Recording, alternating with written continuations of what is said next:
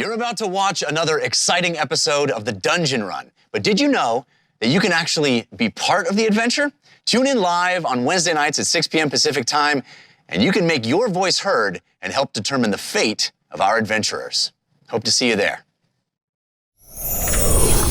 Greetings and welcome to The Dungeon Run, a live tabletop role-playing game where your interactions help tell the tale. I am Lord Ereban, the Keeper of Secrets, and I have brought these adventurers together and set them on an epic quest to decide the fate of the world. When they found my amulet, it gave them the key to unlock the mysteries of Ain and allowed them to communicate with you, the Watchers of the Time Stream. Now you have the power to help or hinder them as you see fit. If this is your first episode, fear not. Our Dungeon Master will catch you up on everything you need to know to jump right in. And you can always watch past episodes by visiting our YouTube or listen to the audio version by searching for The Dungeon Run wherever you get fine podcasts. The Dungeon Run is made possible through the generous support of our patrons. Bonus shows, special content, and more is available when you become a supporter at patreon.com/thedungeonrun. And join the incredible Dungeon Run community by visiting the official, unofficial Discord at thedungeon.run/discord. Also, don't forget to like and subscribe. It really does make a difference. But now, sit back, relax, enter the world of Ain, and let the dice roll!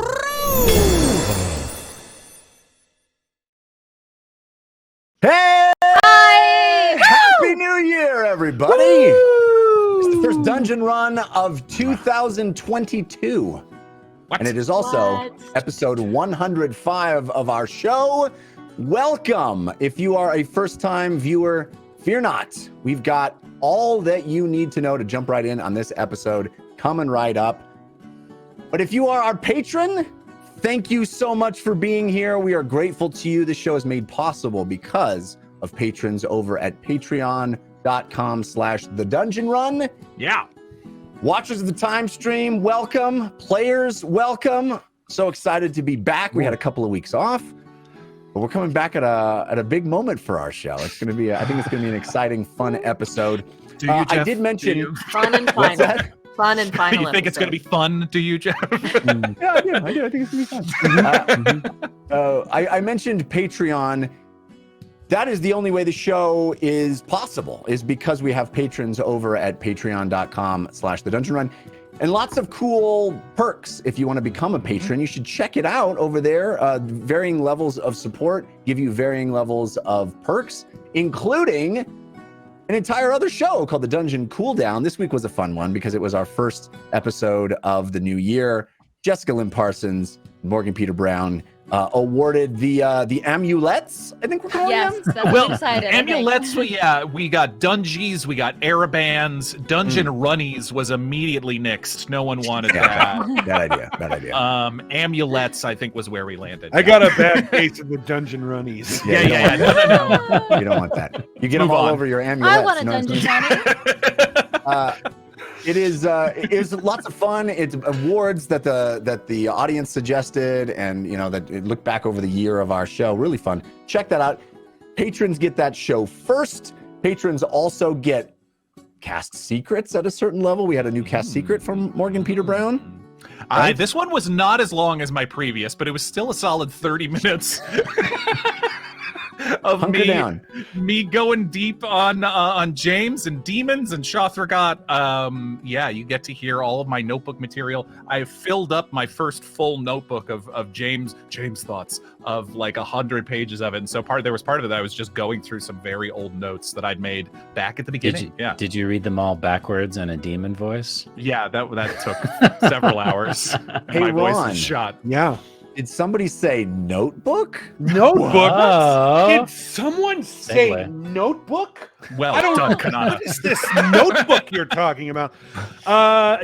So merch store, there's a lot of stuff still up there, winter stuff. You can still get ornaments. I'm sure many of you probably have taken down your Christmas lights. I haven't, and it's still and the ornament is still on there. So we still got some ornaments. Unfortunately, our beanies are almost gone. There are only 2 colors of beanies left. I love my beanie. Yellow and red. So make sure you guys get some of those before they're gone. Next week, launching new stuff and taking away some of the old stuff. Next week, I'll be taking away, but end of the month and end of January, we'll be phasing out our 100th episode cup and T-shirt. So those are limited time. So make sure if you want one, you get one. Gotta give me one of those. We will also be taking the Christmas stuff down. So that's what's I gave my wife presents all wrapped in the map of Ein. It was so cool. Oh, I just thought that was the neatest thing. Did you tell her she wasn't allowed to tear the wrapping? She had to very Can carefully. we just unfold? I love the idea that Jeff also gave his wife only Dungeon Run merch. Yeah. Wear Of his it. face. The biggest news we have before the show starts, however, is So exciting. Jessica Lynn Parsons. Yes, Take it away. I'm pulling it up right now because I want to show everybody. So Sean can go to my screen in just a moment here. Here we go. Hi everybody. Just like we rehearsed it. This is all scripted. Even every pause here is off the page, so blame the writers, not me. We have an official website. Hooray! We have a website. You can go to it right now. I'm going to show you on my screen. Let's see. Well, hold on. Let's go to the front. The Yeah, webpage here we go. is There you go. yeah. Okay, so it is thedungeonrun.tv. Mhm. And here lives our already latest, live. Yep, our latest episodes about the show, links to everything: the Discord, YouTube, podcast, Spotify, SoundCloud, Bandcamp, Patreon, TikTok, Twitter, Instagram, Giphy, Discord, the wiki, everything. We have information Character about sheets. well, we have stats, not the full sheets, but we have Yeah. Oh, stats you're right. You're right. on the characters page. And this is a working site, so let us know if you have any issues with the layout or the content. We'll get that fixed right away. This is information about the characters. Bluesive. Are we looking at this right now, Sean? Yeah. I Yes. can't tell. We are? Okay, Yeah. cool. Yes, we are. It's beautiful. Yeah, Bluesive. So we have information about the actor, and we have the gallery for each character. We have the awesome theme song for each character below the character description, the stats over here. So you can click on scroll down. What? Heather and Leah's Oh. original He just wants to scores see for it, I go. each Yeah, character I go. is right there. Incredible. Keep going down. Yeah, Lily. And if you want to see more about Katie Michaels, you can click see more. And we have a whole page full of information about the actors and this huge paragraph about Jeff Kanata. And Heather and Leah down here, some more info about Nice. them, everybody's social links and what they're doing. And if you want, you can just click this switch and we'll Oh my get some god, gifts. look at that. Everybody Wow. gets gifts. Everybody Look at the gets gifts. gifts. Look at the Look at the gifts. gifts. Look at that. Look at that. Look at that. Big round of applause for our web Yay. designer. Thank you. Parsons. There is one. My favorite part of the website is the fan art. However, so I'm gonna click over here really quick before we go away from this part of the intro. I pulled all of the fan art I could find from the Discord, so it's still a work in progress. We're still working on putting artist attribution on all of these images, but here lives the gallery, and so we have different sections. There's each character. There's Force of Evil, Force of Good, Creatures and Yep. Monsters of Ein, Places of Ein, of course, Lord Ereban, cosplay, all kinds of great stuff that the community has done. And if you click through, you can look at the art that has come through, and there's over 1,700 pieces of art that have been dropped in the Discord. There's not that much on the website itself because some of those images were duplicates in different angles, but there's just tons and tons and tons of art. So we will be working on getting all of that sorted and named. Okay. And there's a FAQ if you want to know more about the Dungeon Run or share with your friends and family and they want to know more about how it works. So we'll be adding to this as we go. There's a contact form if you want to upload fan art. There's a way to do that as well. So go ahead and check it out. It's incredible. Thank you, Jessica, for all your hard work on that. Thank you to all of the fans that created fan art for us. Thank you. It's just incredible to see it all in one place like that. It's a repository of all things Dungeon Run. We love it. I have to tell you also, if you're watching us live on Twitch at twitch.tv/thedungeonrun here Wednesday nights at 6 p.m. Pacific time, you can influence the show in real time. We do a tug of war every episode between Team Force of Good and Team Force of Evil. And those are influenced by certain digital items that can be purchased during the show, including balloons, which we feel are like applause. We love those. There's golden balloons for Team Force of Good. There's purple balloons for Team Force of Evil. And then the big items, which are our potatoes, good potatoes, golden potatoes for Team Force of Good, evil purple yams for Team Force of Evil. And those all pull the tug of war back and forth. And at the end of the episode, we find out which team reigned supreme. And then the following episode, a force card will unlock based on that team. Those force cards submitted by the audience, by you, and those influence the game in the following episode. Last time, before our Christmas break, our holiday break, Team Force of Good had a massive showing, and it looks like Team Force of Good is rocking right now. We've already got a bunch of golden potatoes, I must say. So thank you to Uncle CW for 2 golden potatoes. Whoa! Whoa! Thank you, Uncle CW. Thank My you. favorite uncle. And we got a golden potato from Dewski, and we got a golden potato from Red Robin.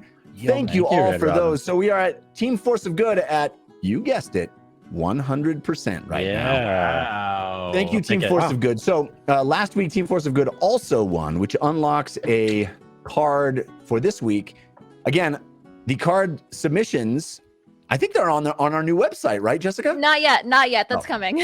Soon will be easy to find on our new website, thedungeonrun.tv. But these are all submitted by you. You don't even have to be a patron to submit them.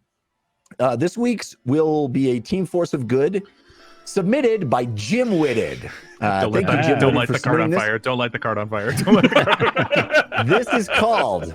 The dragon bursts into flames. This is called Use Your Initiative. Okay. As the heroes of Bingle, you often need to think quickly and act quickly, which can go either way at the roll of a die. At times like these, you need to use your initiative literally. During an encounter, you may subtract a portion of your initiative total and add that number to any attack or saving throw. You may choose to do this after you have made the roll, but before Jeff determines if it's a success or fail. Pencils at the ready, because you must keep track of the amount that you have taken from your initiative total and use it. You can use it as many times as you like throughout the encounter until your initiative total goes down to 1. But there is also bonus chaos, because you then have to use your new value of initiative in the next round of combat, essentially slowing you down and placing your turn later in the round. So my initiative is only a +1. Does that mean I just have 1 to work with? No, whatever you roll. Let's say you roll a 17 on initiative, you can use 17 points over the course of that fight, but then it makes you act slower and slower the more you use it. Yeah. That's I'm very wishing I was that barbarian very complex. I don't think it's that complex. No, it just requires you guys to do a little math. It's So it's say- complex for Jeff because he has to keep I hate initiative math. order. Yeah. Hypothetically, if we get into only just like one big massive fight today, then we wouldn't come into effect until the next fight that happens. Every round. No, It's every round. You can round. use it every round. Every Yeah. round. It's every round. Yes. So it's like we get a new initiative every round, especially if somebody's taking points off. The more points you spend, the slower you'll go through the encounter, so you'll Yeah. go last and last and last. more. Okay. Okay, so we got to look up how initiative, what the +1 plus how that adds up. No, it doesn't matter. It is literally just your total. You have, if your initiative is 12, if your initiative is 20, you have that much to spend. Right. So it doesn't matter what your modifier is. Okay. Understand? It's Don't after worry the about modifier it, has Jess. already been applied. Don't worry about it. We'll let you We'll know figure when it out. it's your turn. Okay. All right. Thank you, Jim Witted. for confusing our players. I got it. I thought it was cool. It's a great idea. It's not. It's really not. It's going to be pretty cool. I think it's a very powerful card, actually. Yes, it is. The fighter basically means doesn't you have, care. like- The spellcasters are like, I'm keeping a track of enough things over here. Well, it's like you have an extra D20 worth of points to spend on. It's pretty amazing. No, it's Pretty But fantastic. each round will go down in initiative order because we'll If you now be use like a it. If you 13 or a spend it. 12 Yeah, if we spend it. If you spend it. Okay. Okay. Are Very we cool. clear? Everybody good? Yes. Yeah. There's mud. But I do want to say hi to a couple of folks in chat who've been supporting the stream, if that's okay. Do it up. All right. Hi, and thank you to Changebox for gifting a sub. Liam Draws for your cheer. Anonymous Gifter for your gift sub. We have lots of resubscriptions. A lot of people using their Prime, so thank you. We have a tier 3 resubscription from Changebox. Thank you so Wow. much. Oh, wow. We have a cheer from Uncle CW, 2 cheers from Uncle CW. Hadrian resubbed at tier 3. Another cheer from Uncle CW. Jim Whitted and Numera with some cheers. Red Robin resubbed. Another cheer from Uncle CW. Oh my goodness. And we completed a hype train at level 4 to start the show. So thank you. Amazing. Thanks to everybody for getting that hype train rolling. I think we only have one thing left to do, and that's light the torch.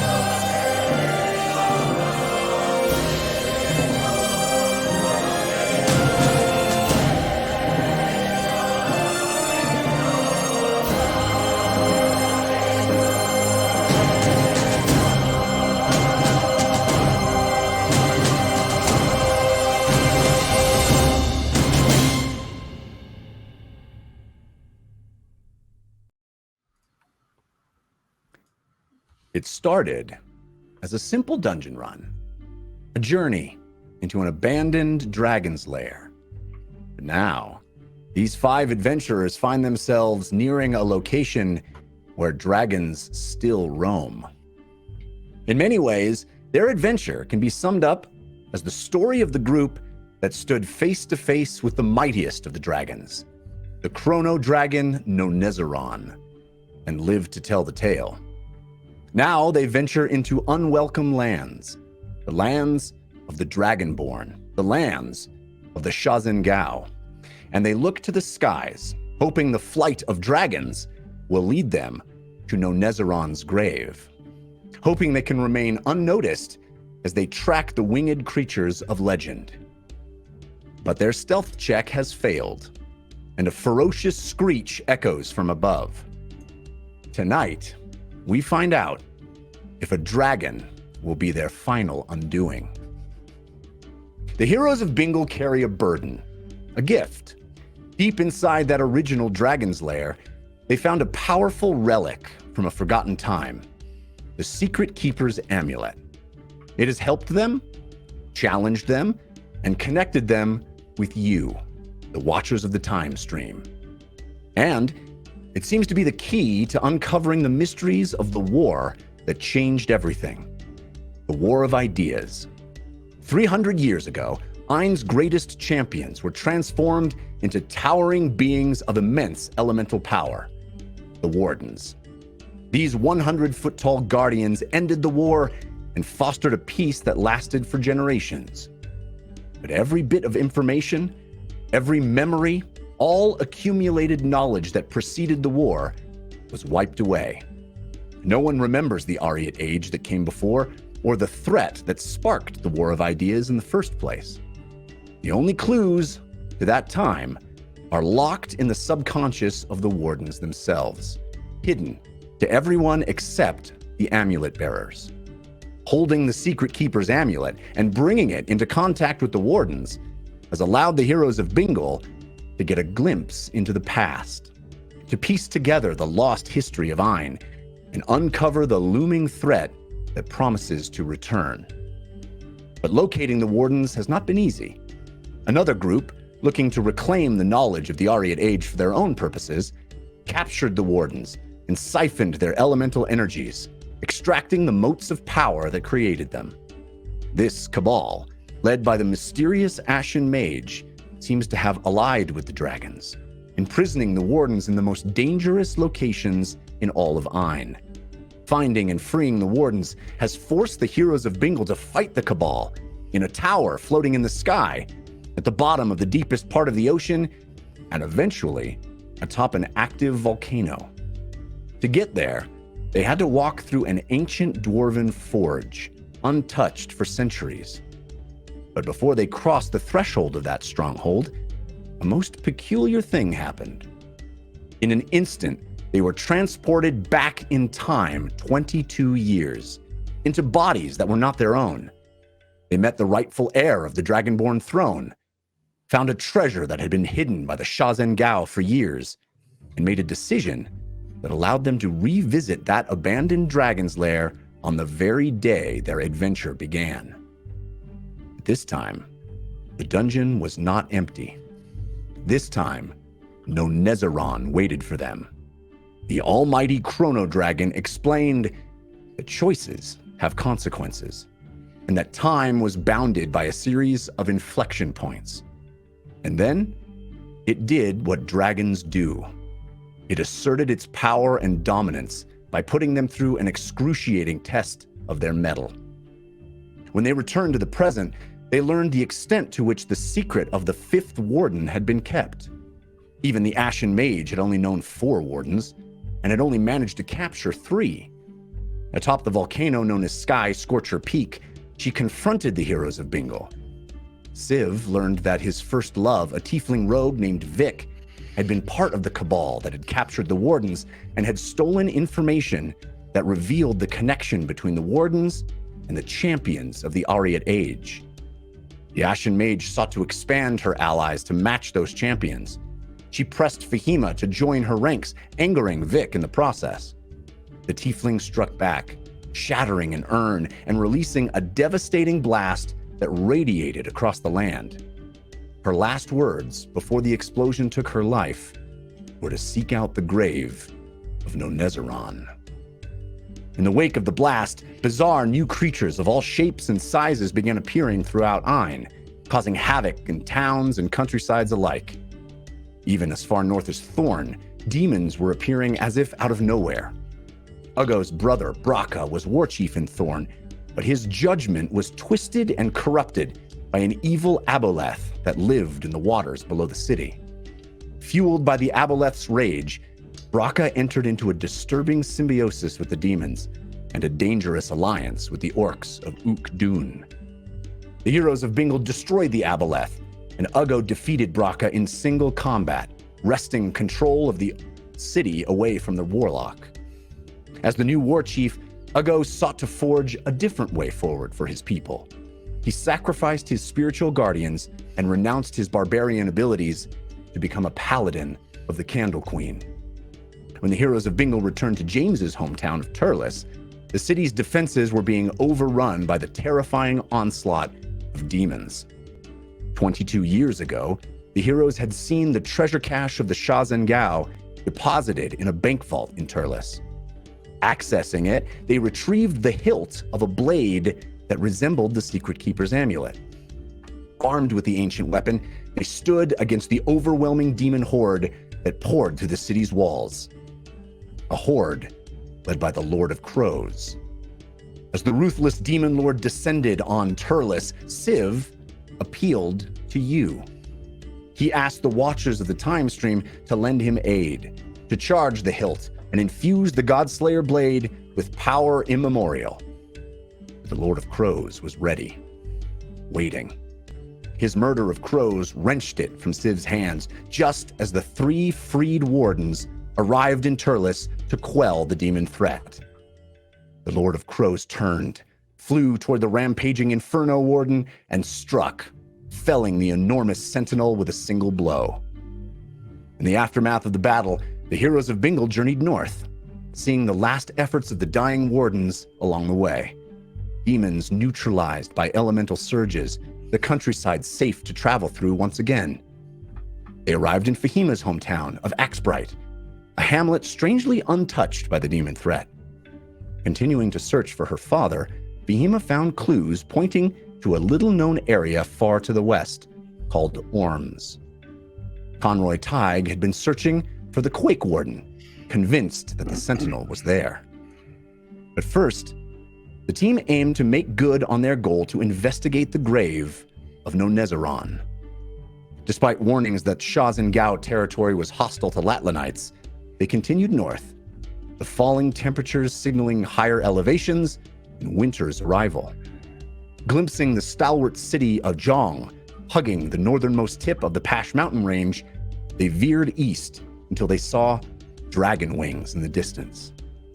As they tracked the flight path of the dragons, they began to notice strange permutations in the environment around them. Though Ain was firmly entering its winter season, the climate around the gravesite oscillated wildly, as if displaced in time. As we left off last week, the team attempted to sneak closer to the grave without alerting the whelps that circled it. But Uggo and Fahima failed their attempts, and the piercing shriek of a rancorous dragon filled the air.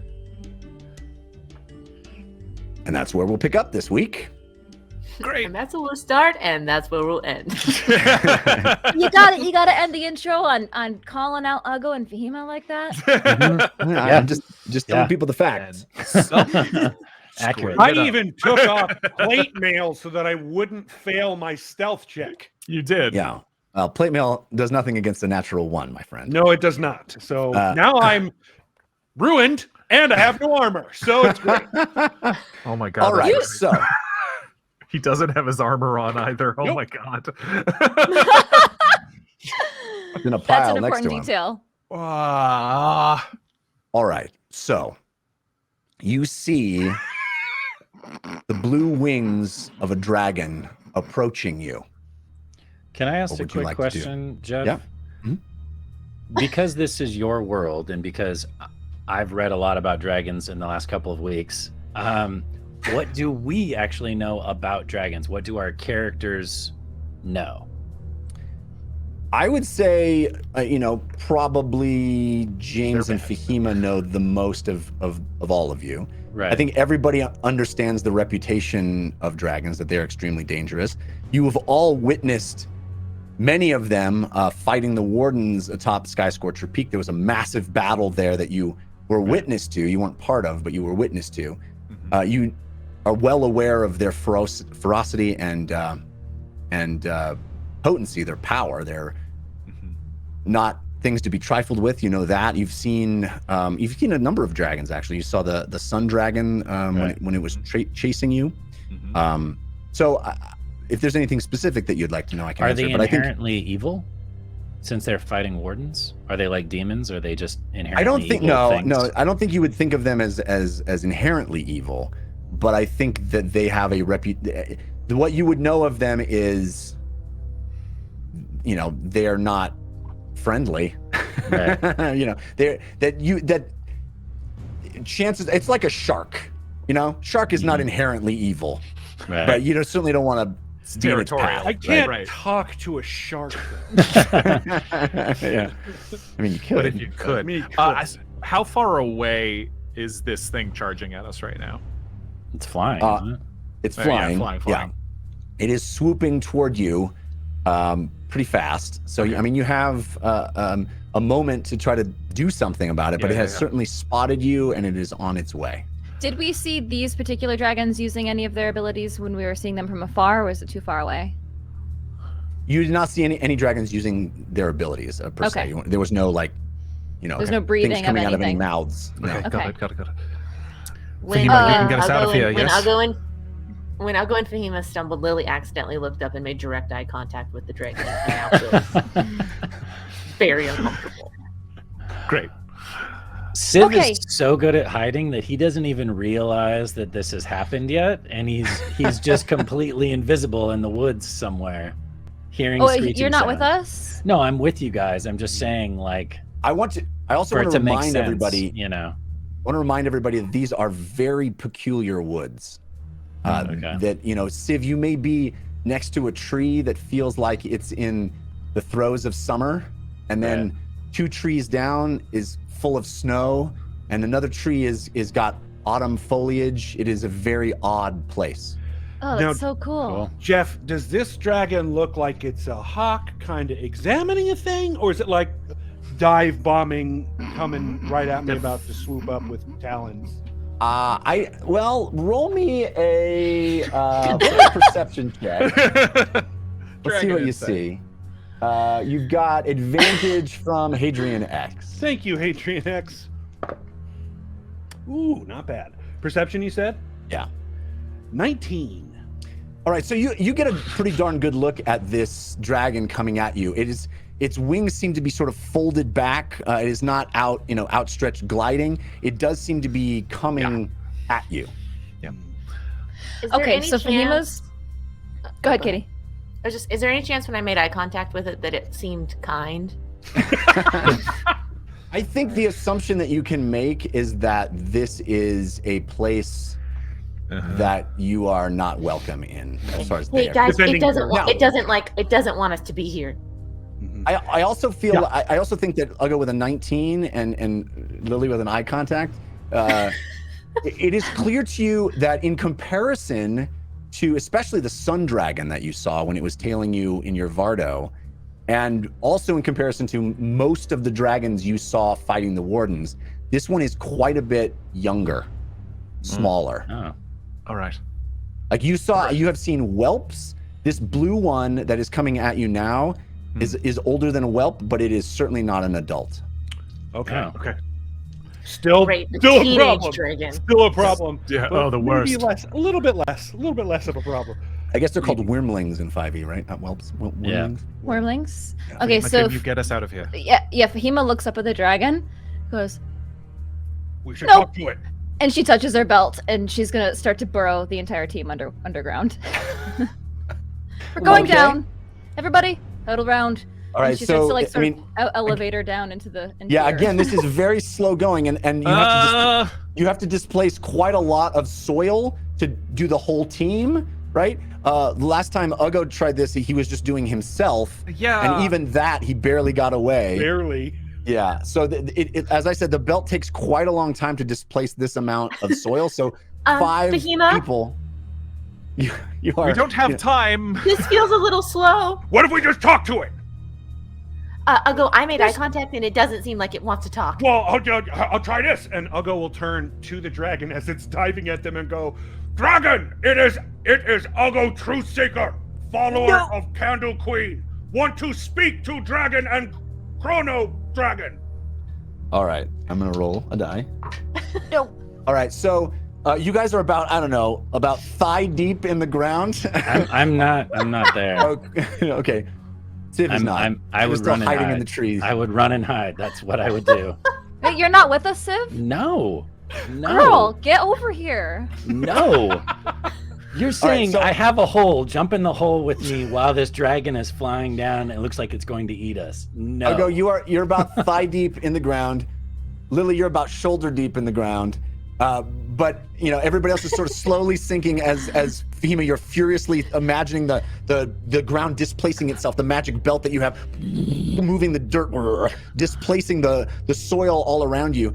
And Ugo, as you extend your arms and scream at this thing, a bolt of pure blue lightning hits the ground right next to you.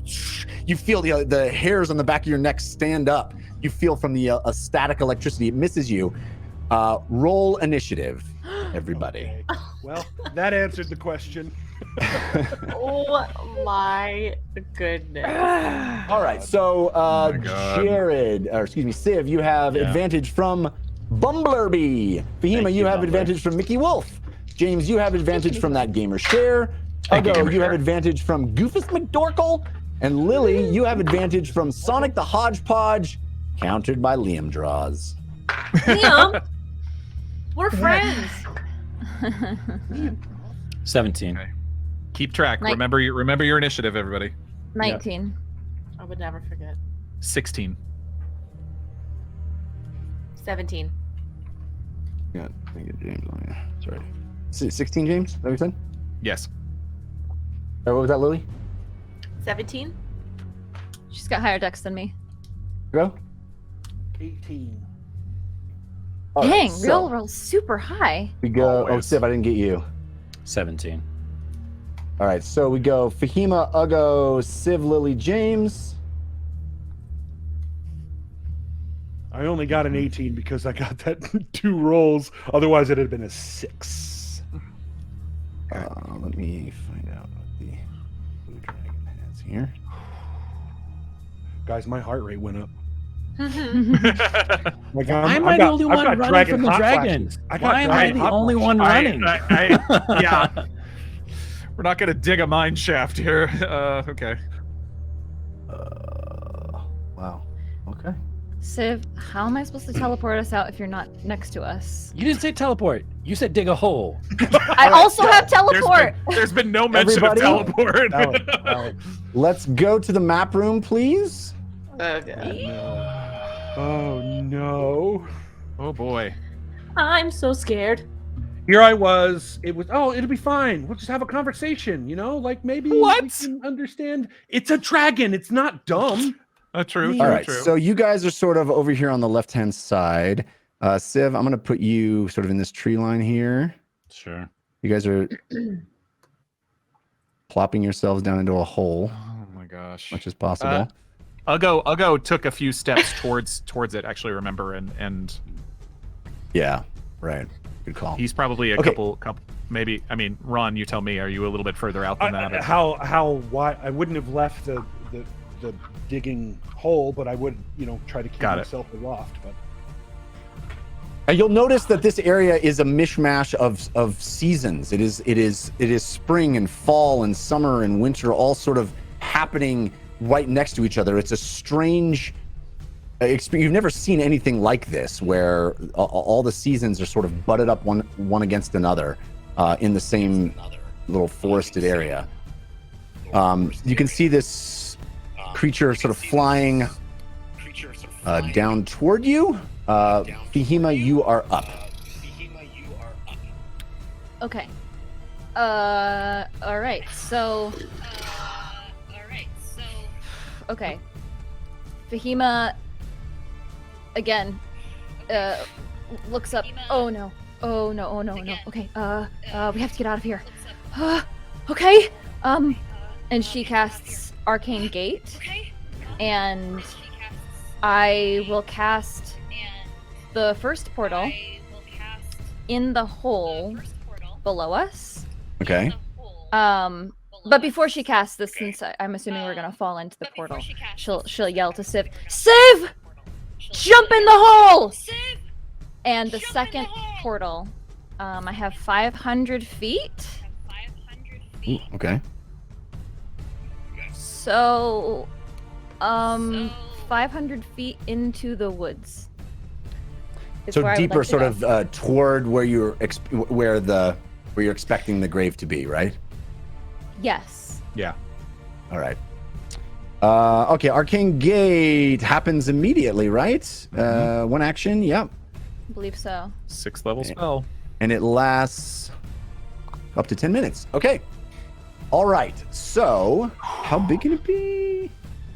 Oh, and I just want to say, I don't remember if we talked about this last episode, but I've definitely already marked my spell slots for Mage Armor. 10 feet in diameter. Okay. Okay, you used a spell shot for Mage Armor, yeah. Okay. That's already been marked off on my sheet, yeah. Great. 10 feet in diameter. So we think. Ugo, do you put think it you're on within the 10 feet of ground? everybody still? Because it looks like you're not on the. yeah, it was mostly just because we had that conversation. I mean, I'm not necessarily trying to remove myself from them to Right. get the attention. I'm Mostly also just still on seeing Ugo's if back. this thing responds to language. Yeah, which clearly did not. You said Yeah, you and- didn't leave the hole, so we Right. would all be huddled up together. All right, let's. Yeah, it's 2 points on the ground. So it doesn't say which orientation. But it's not like it's flat on the ground. It's standing. It has to be on like it's a door in front of you. It doesn't say that. Oh, I mean it can be flat on the ground if you like, but is that what you're doing? It's 10 feet in diameter. Because I The want four us to. squares. I want us to fall Yeah. in it comically. Whoop. All right. Okay. All right. You so make it like a hole underneath us? 500 feet east of here, you are all immediately boop, gone. This Okay. dragon's turn. It's Civ- going to continue a to. 32 of stealth check. It has 80 feet it can fly. So it's going to have no problem getting where you were. But it doesn't see you anymore. So it is now, it's going to get to this point. What is that? I would say, well, we got a measuring Oh my god! stick. Please do not. Please do not. Well, if it's the portal's still there, Please do not. It is because I'm not gonna leave Civ behind. right? There's still a portal there, Jeff, and I'm sure it would see that portal. Yeah, it is going. Yeah, that's what I'm saying. It has +9 to perception as well. So yeah, it sees that no problem. It is actually going to Can it shoot fit? lightning into the hole. Oh! 'Cause that's where it saw you guys disappear into. So it's going to shoot its lightning breath into the hole. 60-foot line, 5 feet wide. Each creature in that line must make a dexterity saving throw. So, Okay. Fahima, you have advantage from Gateway Guy. James, you have advantage from a jar full of bees, countered by Mavith. Thank you. Ugo, you have advantage from Uncle CW, and Lily, you have advantage from Grave Necron. All of you, keep in mind you have +1 to your saving throws because you're within 10 feet of me. And you can also use up your initiatives. I rolled really well. So I'm good for now. 19. Would they all be in a line though? Well, that's my question is, okay, so if you fall through this hole and you shoot out, 500 feet in another place, you were within 10 feet of each other. Hard for me to determine, It would be this. one side or the other, right? Because it's Yeah. a 10-foot square, and since Yeah. it's a straight line, so it's either two of us or the other two. Yeah. Yeah. Let's Roll it say, randomly. Yeah, just Huh? roll it Yeah. randomly to who it hits. Yeah, why don't each of you roll a d6? Oh, Everybody that's 1 through 3 gets hit. Everybody that's 4 through 6 does not. Perfect. And, Although I'm still on your back, right? Yeah. So I rolled a don't 4. know. I can't really roll a dexterity. I don't think. I mean, you can still. Yeah, You're not. you you're would not still get the strapped in. save. You'd You're still not get the strapped in. save. Okay. Was four get hit or not get hit? Not get hit. That was number 1. Okay, you get hit. James. 6. Okay, so I'll say Ugo and Lily get hit then. Yeah. That makes sense. Lily, get Oh. +1 to your saving throw. You said dexterity. I had already. Well, I rolled it. I get +1 to my saving throw. Yeah, you get +1 because I'm a paladin. Yeah, use your initiative too for this. Jeez. So wait, I'm saving on dexterity now, or what? Yes. What are we saving on? Okay. Dexterity. And you can use up your initiative as well based on the Force of Good Oh, card. okay. I did good. I did good. What'd you get? 17? Yeah, that A saves. 24 with +1. That saves as well. Still take half, right? You still take half, which would be half of 55. So 27 Oh god. That's Points half of- my hit points. points of lightning damage. A little bit less than. Glad I saved. So this incredible, you guys, the 4 of you go through the portal that Fahima has created, and you fall boom, in the snow. You land in the snow, and you look across the way, and it looks like springtime, just 20 feet from you. And as you land there, a blue lightning bolt shoots through the portal after you. It hits Ugo. It hits you, and Lily, as you feel it hit Ugo, it conducts to you as well, and you both are singed a bit.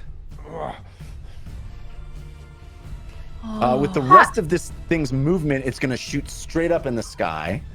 Wait, okay, yeah. Okay, it shoots straight up. Okay. Yeah. Because Jessica just did her action. I mean, did she do movement or anything else since we all fell right through? No. You can do your action. I mean, I went to the dragon because I thought you were done.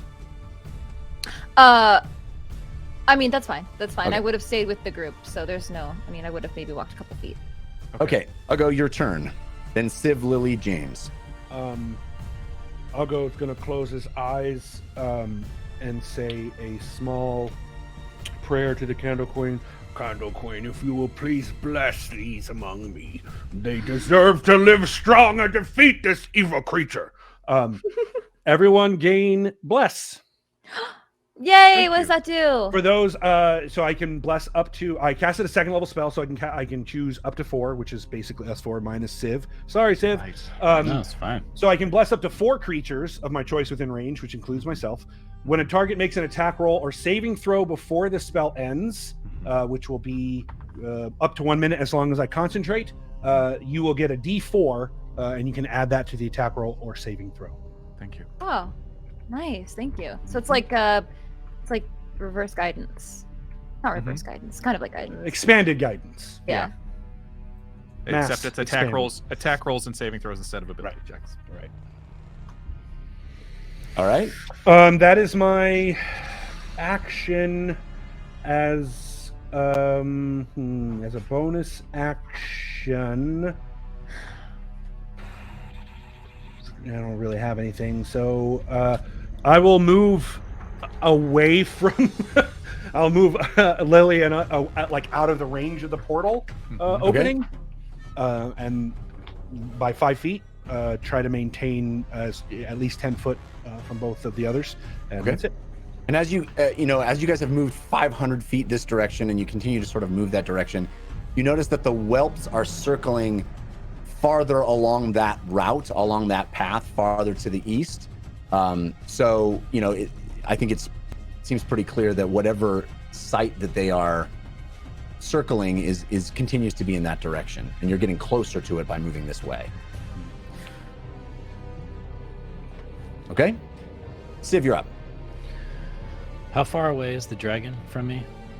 Well, it went 30 feet straight up, and it is 40 feet, 35 feet from you, sort of east to west. So it is whatever those two numbers are together. Okay. 65 feet. All right, so still within short bow range. I would like to. Did I hear Fahima scream out, "Jump in the hole," Jeff? Do I know there's a portal there? I think it would be very difficult for you not to hear Fahima scream from that distance. Yeah. Okay. I'm just making sure. Yeah. I was gonna say. Then I'm going to. I would like to intentionally try to shoot it in the wing. Okay. I know we don't really do body parts or called shots or anything like that, but that's where I'm aiming. Yeah, that's great. Okay. Roll your attack. You have advantage from references needed. Yes. Dragon. That would be a natural 20. Double dice. Yes. Now, hey, are you shooting with Whisper. Whisper? Yeah. Whisper? It's psychic damage. It's not called whispers, is it? Murmurs. Or murmur. Murmur, Sorry, yeah. yes. Murmur, whisper. Mr. Whisper is the mouse. Apologies. You need to roll the to see if you are discovered, right? Yeah, well, I'm going to be probably running towards the portal after this anyways. Okay. So he's gonna get discovered. Yeah. Okay. Oh. Let me roll dice. All right. You said the dragon shot up straight in the air, Jeff. Mm-hmm. Yep. Can we see it from 500 feet away? Yeah. In the It's sky. above the tree line, pretty easy to see. Okay. Right, on to 15, 20, 26, 32, 34, 36, 37, 38.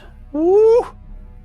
44 points of psychic damage. Holy moly! Yes. You see this thing Oh my god. scream out. It's psychic damage, but you hit it in the wing, and so in its mind, its wing isn't working properly. Its mind is what's been attacked because of the features of Murmur. It actually is a physical hit, but it attacks the mind. And so it believes that its wing is crippled, and you see it tuck it underneath. There's no actual physical tear in its wing, but you see it crumple and pull its wing underneath and start to sort of spiral down in a kind of disorganized way.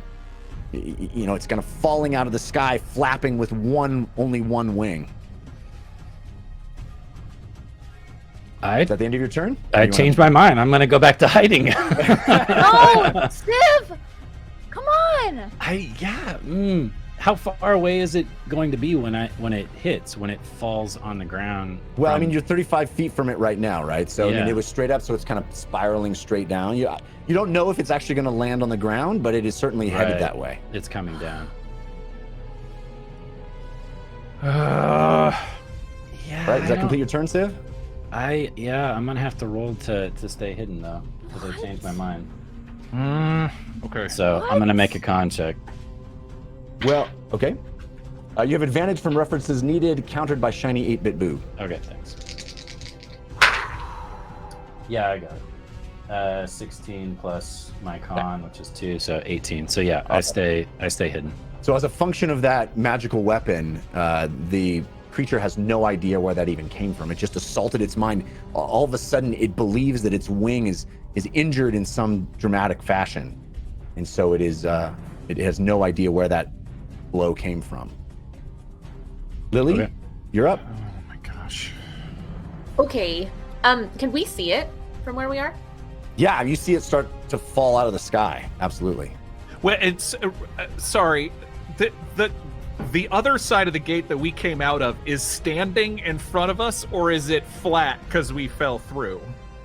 That's a Fahima question. I'm trying to picture this, and it's tricky. It's like if You I'm know, going entry straight portal is straight up into the horizontal. sky. You wanted to place them both horizontal, right? Well, if that was the case, then I don't think we would have been shot by the lightning because we would have fallen over Oh, to it the would have gone side. right into the ground. Yeah. Okay, so So we let's say the have to- first one was horizontal, then you came out, tumbling the right way, and then the lightning hit you. So we're looking through a gate straight up into the sky. Yeah, you can. Yeah, absolutely. And the dragon is coming down towards the gate. It is? Yeah, I don't think it is directly above. I don't think it'll fall through the gates particularly, but Okay. yeah, I mean, you could probably see it by looking straight forward through the gate. Absolutely. That's. But we don't have This any is inclination that the dragon has seen where we are. Correct. You just know that it shot at the gate, at the portal. Can it see Okay. through? Well, we wouldn't. I wouldn't know if it could see through the gate or not. Yeah, I don't think you would know that. Okay. I'm so mad at you, Civ. And it certainly doesn't look like it is peering through the. If you're looking at it, it appears to be injured or in some distress.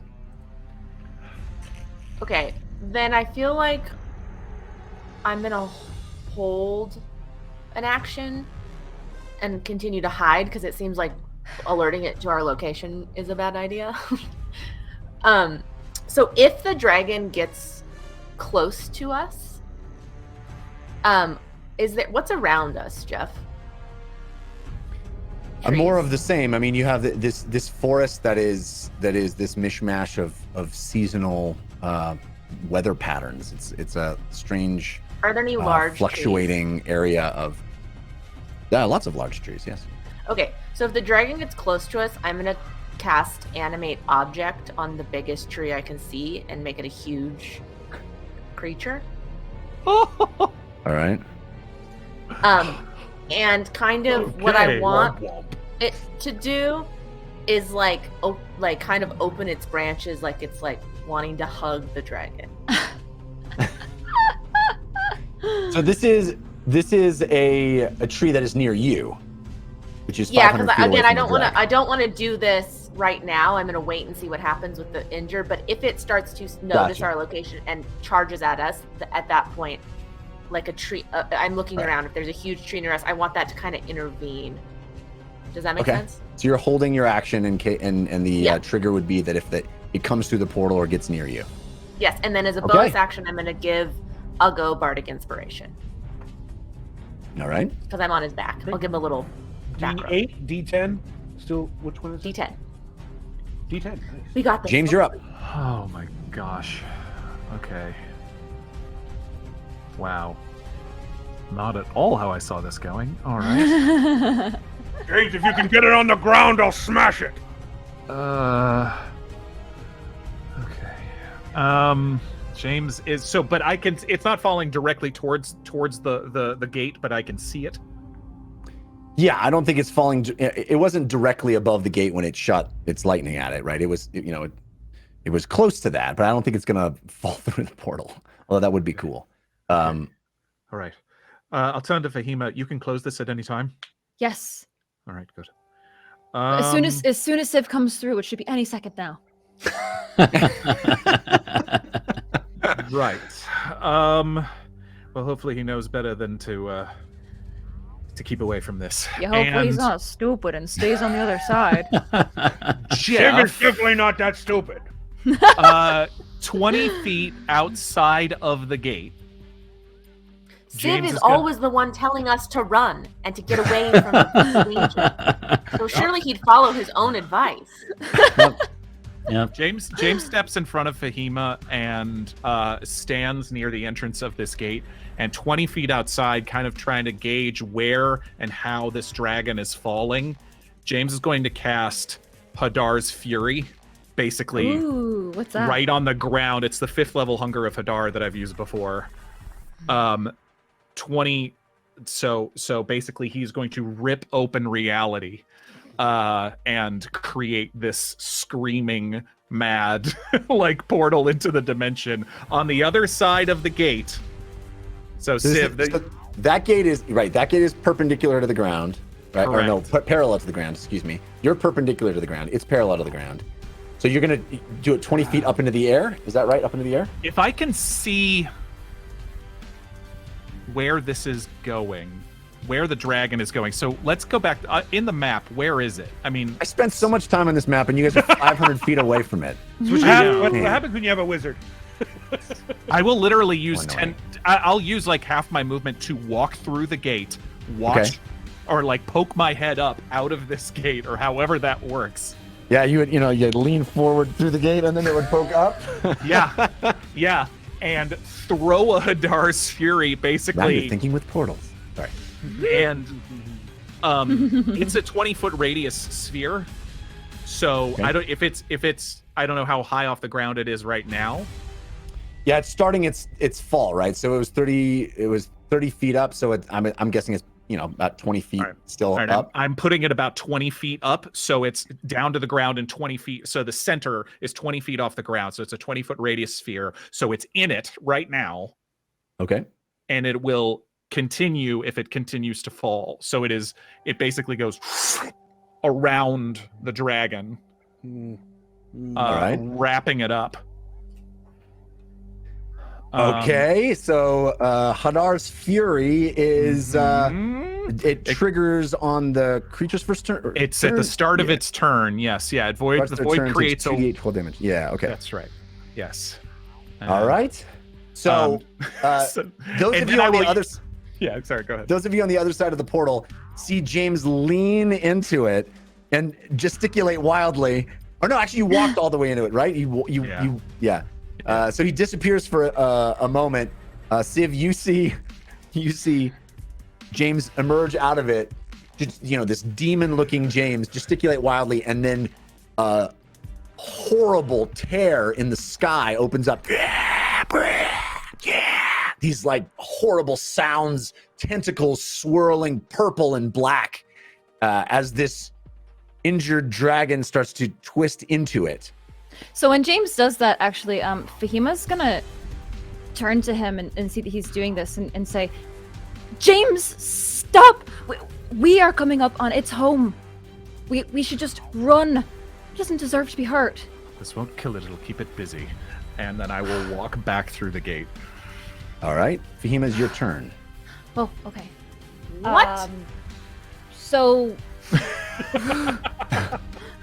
What is everybody doing? Civ hasn't made it yet, so I can't close the portal. Sif! She'll scream through the portal. Well, James just went through it again too. But I came back. Okay. Everybody Okay, is getting too comfortable with the portal. It's her portal. Okay, so I know that there's something in this spell, or maybe that's the other one. You can like move it or something. Yeah. Yeah, I thought I could. No, I can't. That's. Oh wait, on your turn you can rotate. Oh no, if I rotate it, then Civ won't be able to get through. Okay, never mind. Yeah, I'm just going to. I'm gonna hold and wait for Civ. I'm gonna not. Is there anything in particular not you're act. you're holding? No. Well, in order to hold an action, you have to describe what that action would be in a trigger. Yeah. Fahima's not gonna hold any spell. She's just gonna wait for Civ. If you're waiting to drop the spell, I think that's dropping a concentration is a free action, is it not? Mm-hmm. Yeah. So I could just do that at any point. If any point. Civ pops through. Yeah. Normally, that's how we played it in the past. Okay. Yeah. Yeah, I would That say sounds good. she would shoot something through, but I actually don't think Fahima would. I don't think she would want to hurt the blue dragon. I don't think you Okay. can see it right now. Anyway, it's wrapped up in a Hadar's fury. Yeah, it is. It is blinded. It is inside this inky blackness that is awful and screaming. The sky is screaming right now. I guess how Sorry. low was the hole? Like James, when you 20 popped feet out. up. Okay, so I couldn't just pop out and look and try to see Civ. I would have to climb up out of the hole. Oh no. to use all the I'm sorry. I movement. thought you were talking about his spell. No, Oh, sorry. your thing is right on the ground, right? You placed it right on the ground, didn't you? You placed it actually at ground level because you guys fell through it.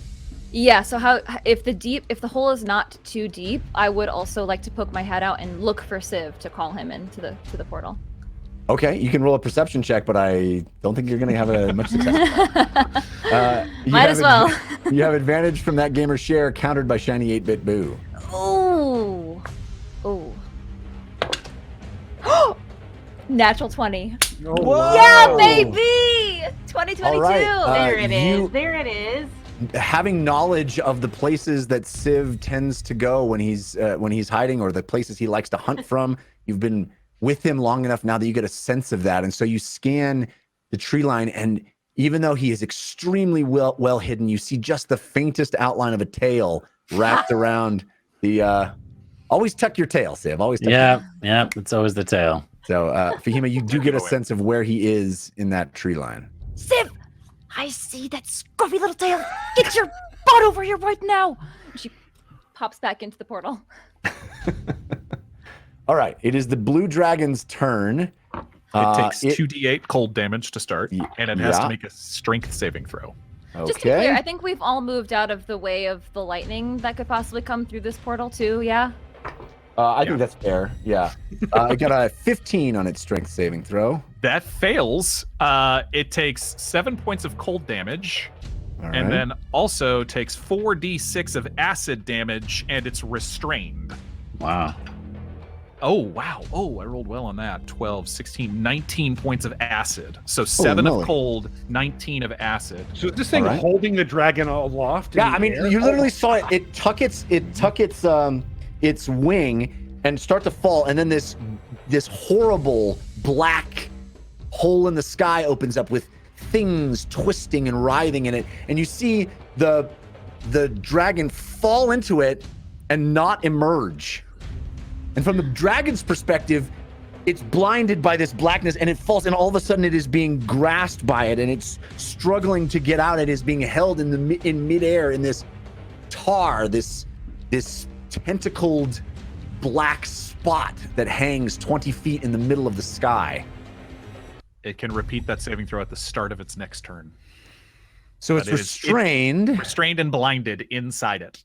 Yeah. It is going to try to recharge its breath. And it fails. What else can it do? Nothing. It's very mad. And it's trying to get out. You guys can't see any. You just this black hole in the sky. You don't see it or anything, and it is All we can held do there. is hear whoa, whoa, whoa, whoa, whoa, whoa, whoa, as it tries to reactivate its brain. yeah. You know, I just want to say, I this is reminding me a lot of Spider-Man. I haven't seen it yet. Don't get No me. ruining things. I'm not saying anything else. No spoilers. No spoilers. All right. And then the Sandman shows up. No. What? All right. I'll go. You're up. I'll go. James, you're very scary. Lily, what are we doing? What should I do? Well, it seems like everybody's dancing back and forth between the portal. Are you saying we should dance then? No, I feel like we should get out of the way of the dragon if we can, and go towards the grave while it's distracted. Should I leave you here and go tackle Civ and bring him back? Well, Behemoth, did you see him? If I did, I saw his tail. I running? yelled at him. I don't know. I think he's trying to hide. All right, I'll give him approximately 6 seconds. Well, we can't leave him behind. He's 500 feet away. I'll give him 6 seconds. And I'll go, we'll hold his action that if Civ gets within his running range, he'll go after Civ. If today is any indication, no one If is he's better not running equipped- towards the portal. No one is better equipped to make their way alone across country than Civ. So even if he's stuck 500 feet away from us, maybe him being alone is the best thing to get to us safely. Okay, so maybe you should close that portal and then let's just go because I think James can talk to him still. I can, but we can wait and give him another 6 seconds. Yeah. Okay, Also, it's pretty cool. let me go through really quick. Why? Just really quick. Actually, it would be Civ's turn next, and then Lily. Oh my god. So it's my turn?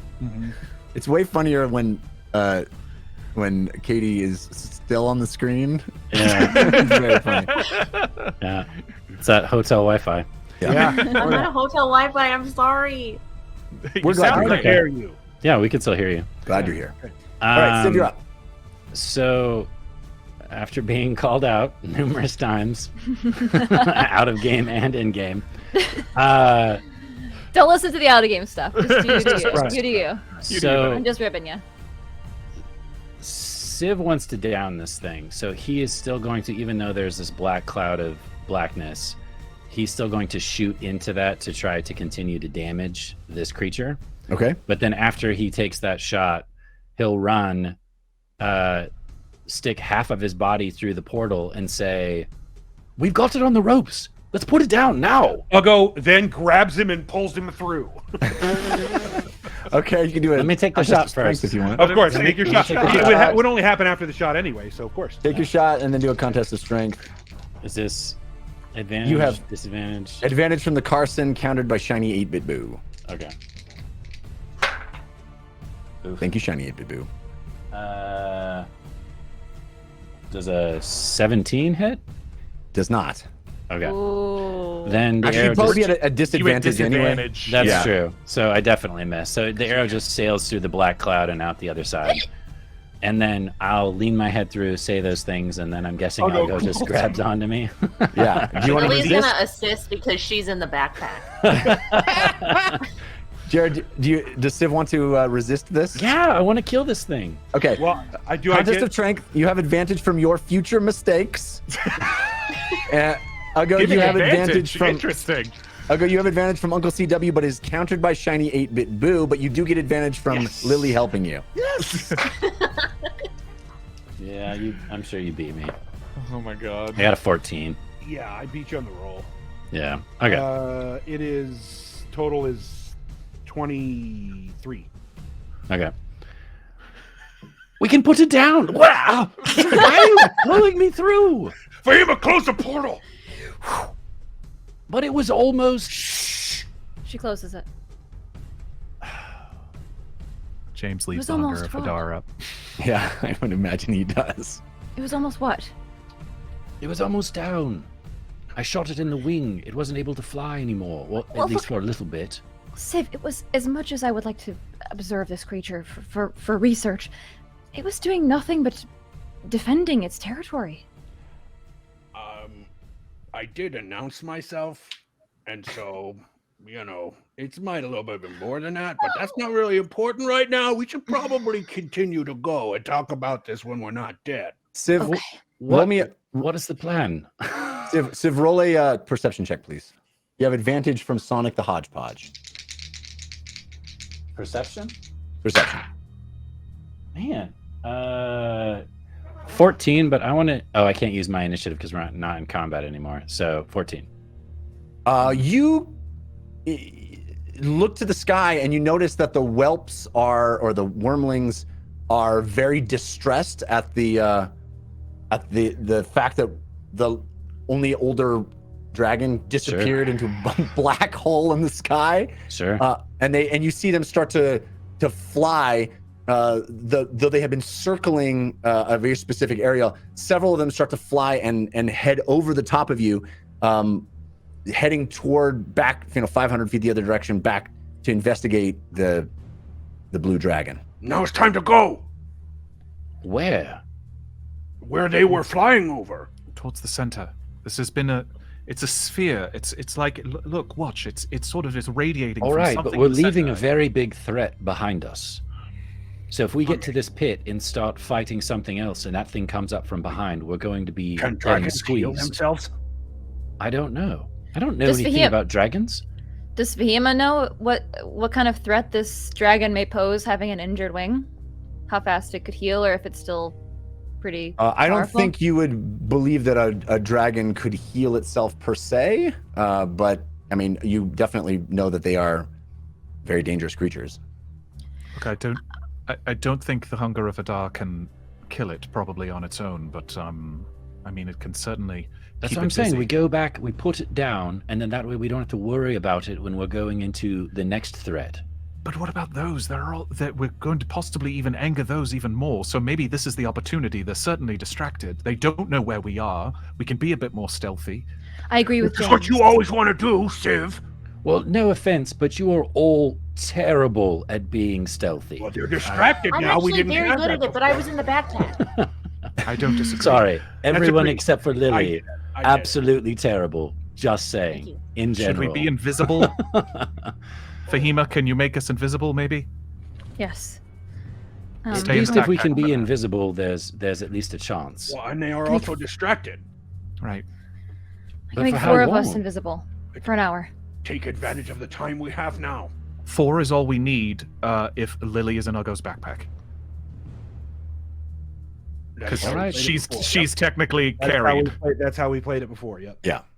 I think we asked this last episode, but remind me if we did. We don't know if dragons can see invisibility, but we just know that they're very powerful. Correct. Okay. Yeah, so Um, it's possible let's that do they'll that. be able to see us, but it's worth a Yep. shot. Jeff, do you want me to roll more damage for that dragon? Oh, actually, yes, it's gonna try to get out, and actually, it has blind sight, so it's not actually blind inside that. Oh, okay. Oh, so I can't see through invisibility. Well, I don't know if it. I mean, it needs true Oh, sight it's for blind that. sight. It's not. Yeah. Oh, is that the same okay. thing? No. Oh, okay. It's not exactly the same thing. Okay. So it takes- yeah, roll the. It's gonna try to break the. I would takes- imagine we've been long enough that it. Oh man, that's a terrible roll. 11. It takes 13 points of cold damage and another 9 points of acid damage, so another 22 points. Woo! Wow. And it's still restrained. You guys hear a terrible screech in the sky. 22 points of damage. Wow. Mhm. Man. Can we tell that that screech is coming from the blue dragon or something else? I think it's definitely coming from that direction. Okay. It's gonna try to recharge its thing. Oh, bo, bo, bo, bo, bo. You also see lightning shoot out of the black thing into the sky. It is this blue bolts of electricity just wildly spraying across the sky. Whoa. I'm telling you, we don't want that thing behind us. We have no idea what we're going into. But Civ, if we enter an encounter with this dragon, it's only going to hurt us no matter what. It has no idea where we are right now, so if we can stay invisible, it doesn't know that this was 500 feet away. It doesn't know where we are. So for all it knows, we bamfed back to Vimdor. I don't know, so. All right, but if it comes at us again, we're putting it down. Yes. Okay. I don't agree with that. Well, you don't have to It do will it. be I'll us do it. put down or it. We'll cross that bridge when we come to it. I mean, I'll try to talk to it. I tried. I mean, first thing I it might be a mutual putting down of each other, quite honestly. I mean, yes. Let's hope not. That's why I think we should do it now, while it's on the ropes. While it's in James's spell. But now, look at all those other dragons that are heading toward it. We're wasting time. We should go now. Let's go. Go. Should we All go right. underground? No, Let's just go. let's just go. We are invisible. Let's go. Let's go We're invisibility. not invisible yet. Oh, I thought you were... Sorry. Oh no. I you disappeared casting for a second in invisibility? my own mind. I'm gonna wait till the last second so we don't waste any time. Sorry, I'll go to not stand you on that one. Yeah, so when we start to move, Fahima will cast invisibility at 5th level to upgrade that to Great. 4 people. Jeff, I'm gonna, since the air threat seems to have kind of subsided, I'm gonna release Mr. Whispers, who's still in hawk form, and have him start flying the direction that we're headed in front of us to scout. So I'd like to know what he sees. Okay, so he flies up and heads east, and he tries to stay low toward the tree line as the whelps are passing overhead and heading back to find the distress, the screaming, and the lightning. I mean, he can even surge. fly down amongst the trees if that's going to help. Yeah, and it's strange. You certainly sense this confusion from Mr. Whispers about the fact that he's flying over trees that are where it's snowing. There's trees where it is hot. There are trees where it is windy and rainy. He's kind of navigating all that. They're right next to each other. But as he heads toward that direction, he enters into an area that is none of those things. Reminds me of the Genesis planet from Search for Spock. Come on. Boy, I'm lots a of nerd. Accusations of plagiatism this week. I'll just say Not that. plagiarism. Spider-Man, Star Trek. I'm kidding. Okay, Steal from so the best. I don't know if I hope we've already left the map room. I don't know if we have, but if we haven't, Have you guys ever seen damn. Lord of the Rings? Yeah, this is a lot like Lord of the Rings. It really is. It reminds me of that. Yeah. Does it take any more damage, Jeff? I mean, Sure. I would have left it up to keep it busy. Let me see if it can escape. It's gonna keep trying to escape, of course. Is there a range on that? Oh, it rolled really good. That one. That's 23. Once you cast and stays. concentrate, it stays, and Oh, there's wow. no limit. Yeah. That's cool. amazing. You said it That's all succeeds, stuff. or It rolled a 23. Yeah, on the okay? strength to save So that it sign. still takes 5 more points of cold damage, but then it doesn't take the acid and it can fly out. All right. So you hear a screech, and if any of you are looking back in that direction, Yeah. you will definitely see the wings of the blue dragon extend. It's moving the wing that it believes to be injured in a strange manner, but it desperately getting itself out of this blackness and swooping around as the whelps screech and circle it as if trying to help it in some way. And the 5 of you move quickly through east through the forest, and you are moving through areas that are wildly disparate in weather. It is a strange, bitter cold and snowfall butted right up against blooms of springtime, balmy heat of summer, bringing sweat to your brow. Then a few steps later, a brisk wind carries rustic autumn leaves across your path. It's as if the time of year itself is mixed up at cross purposes.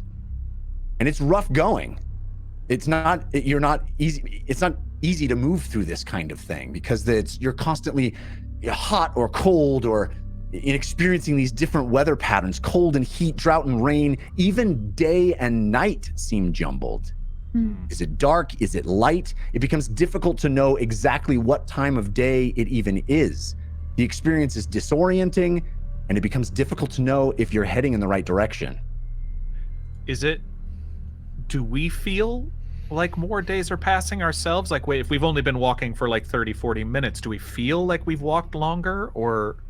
It's not that sense of feeling like more time has passed. It just feels like the land itself is in a strange temporal anomaly. It's as if there's no anchor point as to what time of year or even time of day it is in any particular place.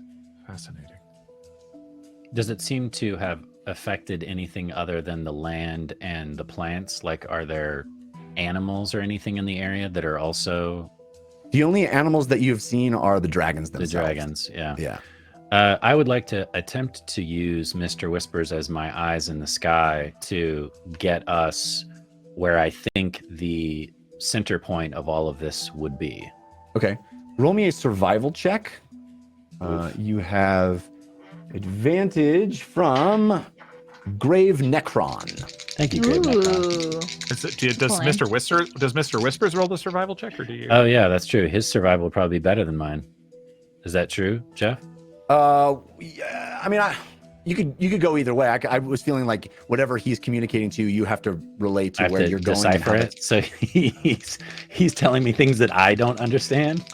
Perhaps. I mean, it's hard, right? He's like, go to, there's trees that are green and lush, and you're like, all I see are snow trees. It's one of those kind of situations. Yeah. Okay. I got an 11. All right. So yeah, it is difficult for you to understand exactly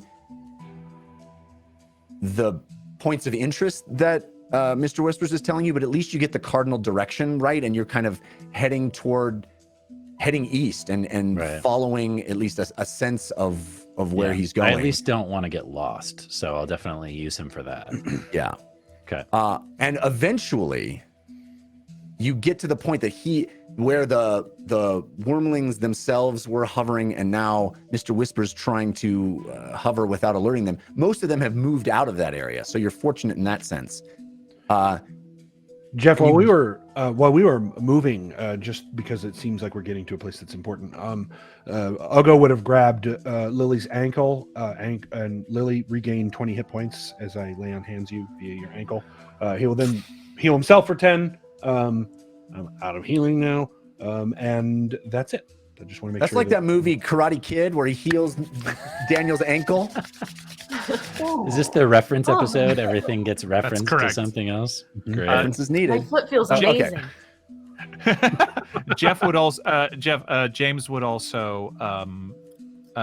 heal since my I used ankle? one spell. That's right.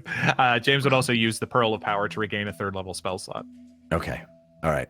So you make your way toward where Mr. Whispers. I'm sorry, Jeff. I'm going to let you continue. But can I use this time while we're all walking to do Inspiring Leader? What does that require?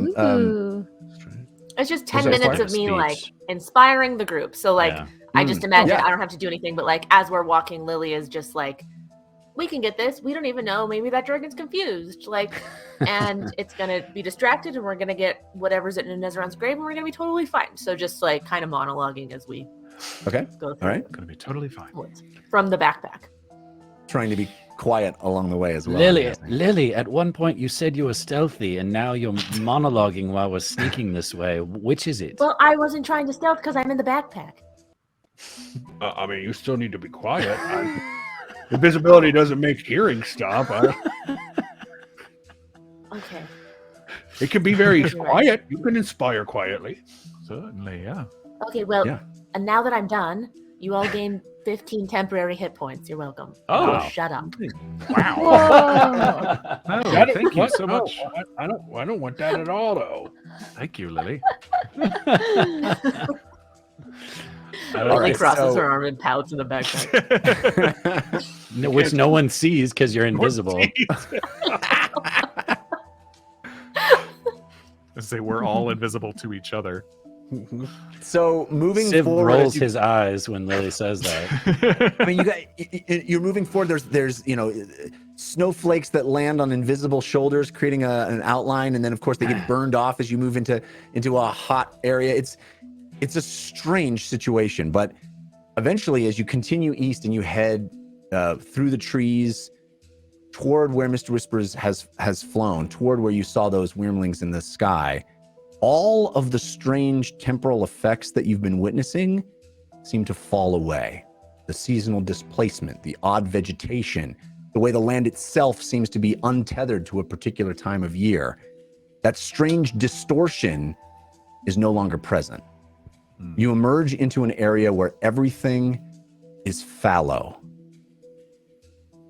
It's dead, quiescent. The land is brittle and dry. And in the center of all of that, a hole. An opening. Another one. It reminds you a bit of the entrance to the dungeon that you all went into with Filt Le Consefasa. Your first dungeon run. Throwback. And there is debris around the entrance. Oh. What kind of debris? Ooh, looks like wood. Wood, like You can raw investigate wood, it if you or- like. Yeah, like raw wood, or is it processed wood? Definitely processed wood. You can roll me an investigation check, Civ. You have interesting. advantage. You have I'll advantage from investigate as Jimwit. well. Okay. If you don't mind. Yeah. Sure. James, you have advantage from Gateway Guy, countered by Shiny 8-Bit Boo. Thank you both. Fahima, you have advantage from Drew from IT. Jeff, as Thank you. people get close to Good job. hard to see that they're getting close, but I'm assuming you hear footsteps or see footfalls. Ugo will stand half the distance that they seem to travel and activate Divine Sense. Okay. Mostly, again, it's within 60 feet. It's not behind total cover. Celestial Fiend undead, but what he's really wanting to know is whether the area in the 60 feet around him is affected by the hollow spell. Mm. A hollow spell. I don't believe so. Let me double check what that is. It's like blessed. It's like blessed Yeah. land. Or desecrated. cursed. Yeah, mostly cursed is the thing he's looking for. No, you do not get that sense. Okay. It is not hallowed here. This is not religious ground. I got a 13 on investigation for the wood. 25. 27. All right. It's my, Fahima, it's my thing. Let's do it. Civ's like, I think this is birch. You guys are Fahima, like it is tasting clear it. to you that these are planks. Broken wood that was once a door. Hmm. Broken, smashed, splintered, and rotten on the ground. Interesting. Wait a minute. How Do you old? tell us that? Of course, yeah. Are there I'll start hinges? flipping over planks to see if there's any markings on the door either side. You do see markings. We know that the Ashen Mage has been here. Looks How like old? she broke in. It's hard for you to tell, but it looks quite old. The wood is rotten at this point, and it is quite old. What are the symbols? It's hard to tell because it's all splintered and broken. I rolled a 27. You definitely see the remnants of what look like shapes. Okay. Is there a point in trying to piece them together, or is that going to take too long? Like how badly splintered is this? Is it broken in 3 or 4 places, It or looks is it like just it was. shattered? It looks like it was smashed or shattered. Yes. I see. Lily, you feel hands pull you from the backpack and set you on the ground, Fahima. Oh, James. Oh, yes. You go ahead. which you would then appear, by the way. Oh, that's wait, true. no, Yeah, because you're not being carried anymore. Yep. So, Lily, you look down and see your body appear as if out of nowhere, and you immediately look up to see if there are any whelps above you because this tree line has opened up. You're in this fallow ground. You're in this sort of dead area. Ugo walks over to the hole and puts his head in it just to see what's inside. Careful. It looks like I'll it go. is. you. Yeah, I you can't see him. me. I Yeah. can't see him. I'll go. Roll me a perception check. Sure. You have advantage from Uncle CW. Fahima, what was that book we found inside the castle room? The story of the heroes and the dragon. You want to know what it said? Do you have it? I Do you do. have it in your notes? There I was do, something about a yes. door. There was something about smashing a door. 15, Jeff. Yes. I can wait for you, Ron, because I can quote this book. Ugo, you look in, and your dark vision sees that the hole goes very deep. Hmm. Not like a hole straight down, but more like a pathway forward. Very deep. Path down. Is We this should like go. a cave? So Yes. this is Okay. this is what Jaspin's story, The Heroes and the Dragon, said. The heroes approached the dragon's lair. Oh, having- Lily, you're not invisible. And Ugo picks her up and tries to put her back in Oh. the backpack. I thought you were doing that because I was pouting. I was just mainly joking. I don't think that. Does she go? If you pick up your sword after putting it down, and you're invisible. Does it turn invisible again? It becomes Yeah, I think carried. you carry. Technically, according to regular rules, we shouldn't be able to have that happen. When I put her in the sack, she should not be able to turn invisible. All right. So then you just see Lily hovering above the ground, about 6.5 feet up. Fascinating. Does it look slippery in when I looked in there? Did it look slippery, Jeff? No, or not Mike? particularly. Okay. It looked dry. One second, I'll go. Lily and Ugo kind of disappeared just a little bit below the ground hole and stop and wait there. All right. Sorry, Fema, you were saying. Having sought in vain peaceable admission, they reached the inner sanctum to the use of the silver key. Sorry, my notes might not be completely accurate. The heroes now faced an impassable blockade. The dwarf lifted one of his mighty hammers and struck the plankings of the door, making room for his gauntlet hand. He began pulling sturdily at the wood, ripping and tearing the door. And now the champions were able to enter the dragon's lair. That's it. That's all I have of the. Oh, look! the I entered the details. I entered the dragon's lair. We are champions. It's general. It's so general. It might be. It might not be. I don't know. And I never saw anything that a silver key could go into. Certainly. Do you see tracks? Do you see dragon tracks? Oh, that's a good idea. I didn't even think of that. And Ugo starts to look around on the ground to see if he can see markings of any sort. Survival? Yep. Survival. Have advantage from Uncle CW. Thank And you, Uncle Fema's- CW. In similarly to how she took markings of the teleportation circle in the Ashen Mage's lair, she's going to make scratchings of the remainder of the symbols that she sees on the door so that she can record this and maybe try to piece this together later. And we investigated those. I'm sorry. We couldn't. They're broken up, smashed symbols. We couldn't tell what they were. I mean, you could take time to put them together. You do hear more screeching from high above, but you're more I than will welcome remind you, we're time. You should get down here. Well, Are they small enough to take with us? I was going to say, how long would it take to stuff into the bag of holding the pieces of wood? It's a big oaken door that has been smashed. So, imagine piling, planks of wood into a bag. Question: why do we care about the door? Just in curious. case it gives us clues to what's inside or what we're dealing with. I understand where they're coming from, but I agree with you, Ugo. I don't think we have enough time to mess around. I mean, can you speak to doors? No. No, the symbols on the door. Oh. They could be a clue to what's Right. inside. Right. That makes way more sense. Although Speaking I of wouldn't be Uncle CW, surprised if James you got a could golden speak to potato. doors. A golden A golden potato. Thank you, Uncle CW. That is Uncle CW's third Thank you. golden potato of the evening. What? Thank you so Nice. much. Thank Very you. generous. Happy New Cheers. Year. Extraordinary. All right, sorry, Sid, what were you saying? I was just making jokes about James. Anyways, no, I agree with you, Ugo. I think we should go. And I'm going to start making my way into the tunnel. If you don't mind, I'd like to scout ahead. Did we say we can take go the right symbols ahead. with us or no? I don't think you either are going to take the time to pile up all that wood and put it in the bag of holding, or you're not. Can I take the scratchings in quicker time? I mean, either thing. Imagine a big. I'll just pull out my phone and take a picture. Okay.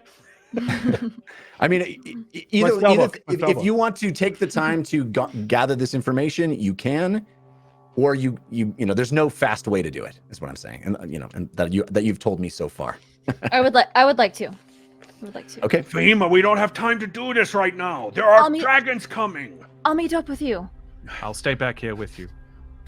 Oh, so we're gonna split the party as a consolation. Well, No. look, you're Okay. invisible. We're Fine, invisible. it's fine. Let's go. Come on. Don't go too far. Oh gosh. I'm pretty sure nobody respects me anymore.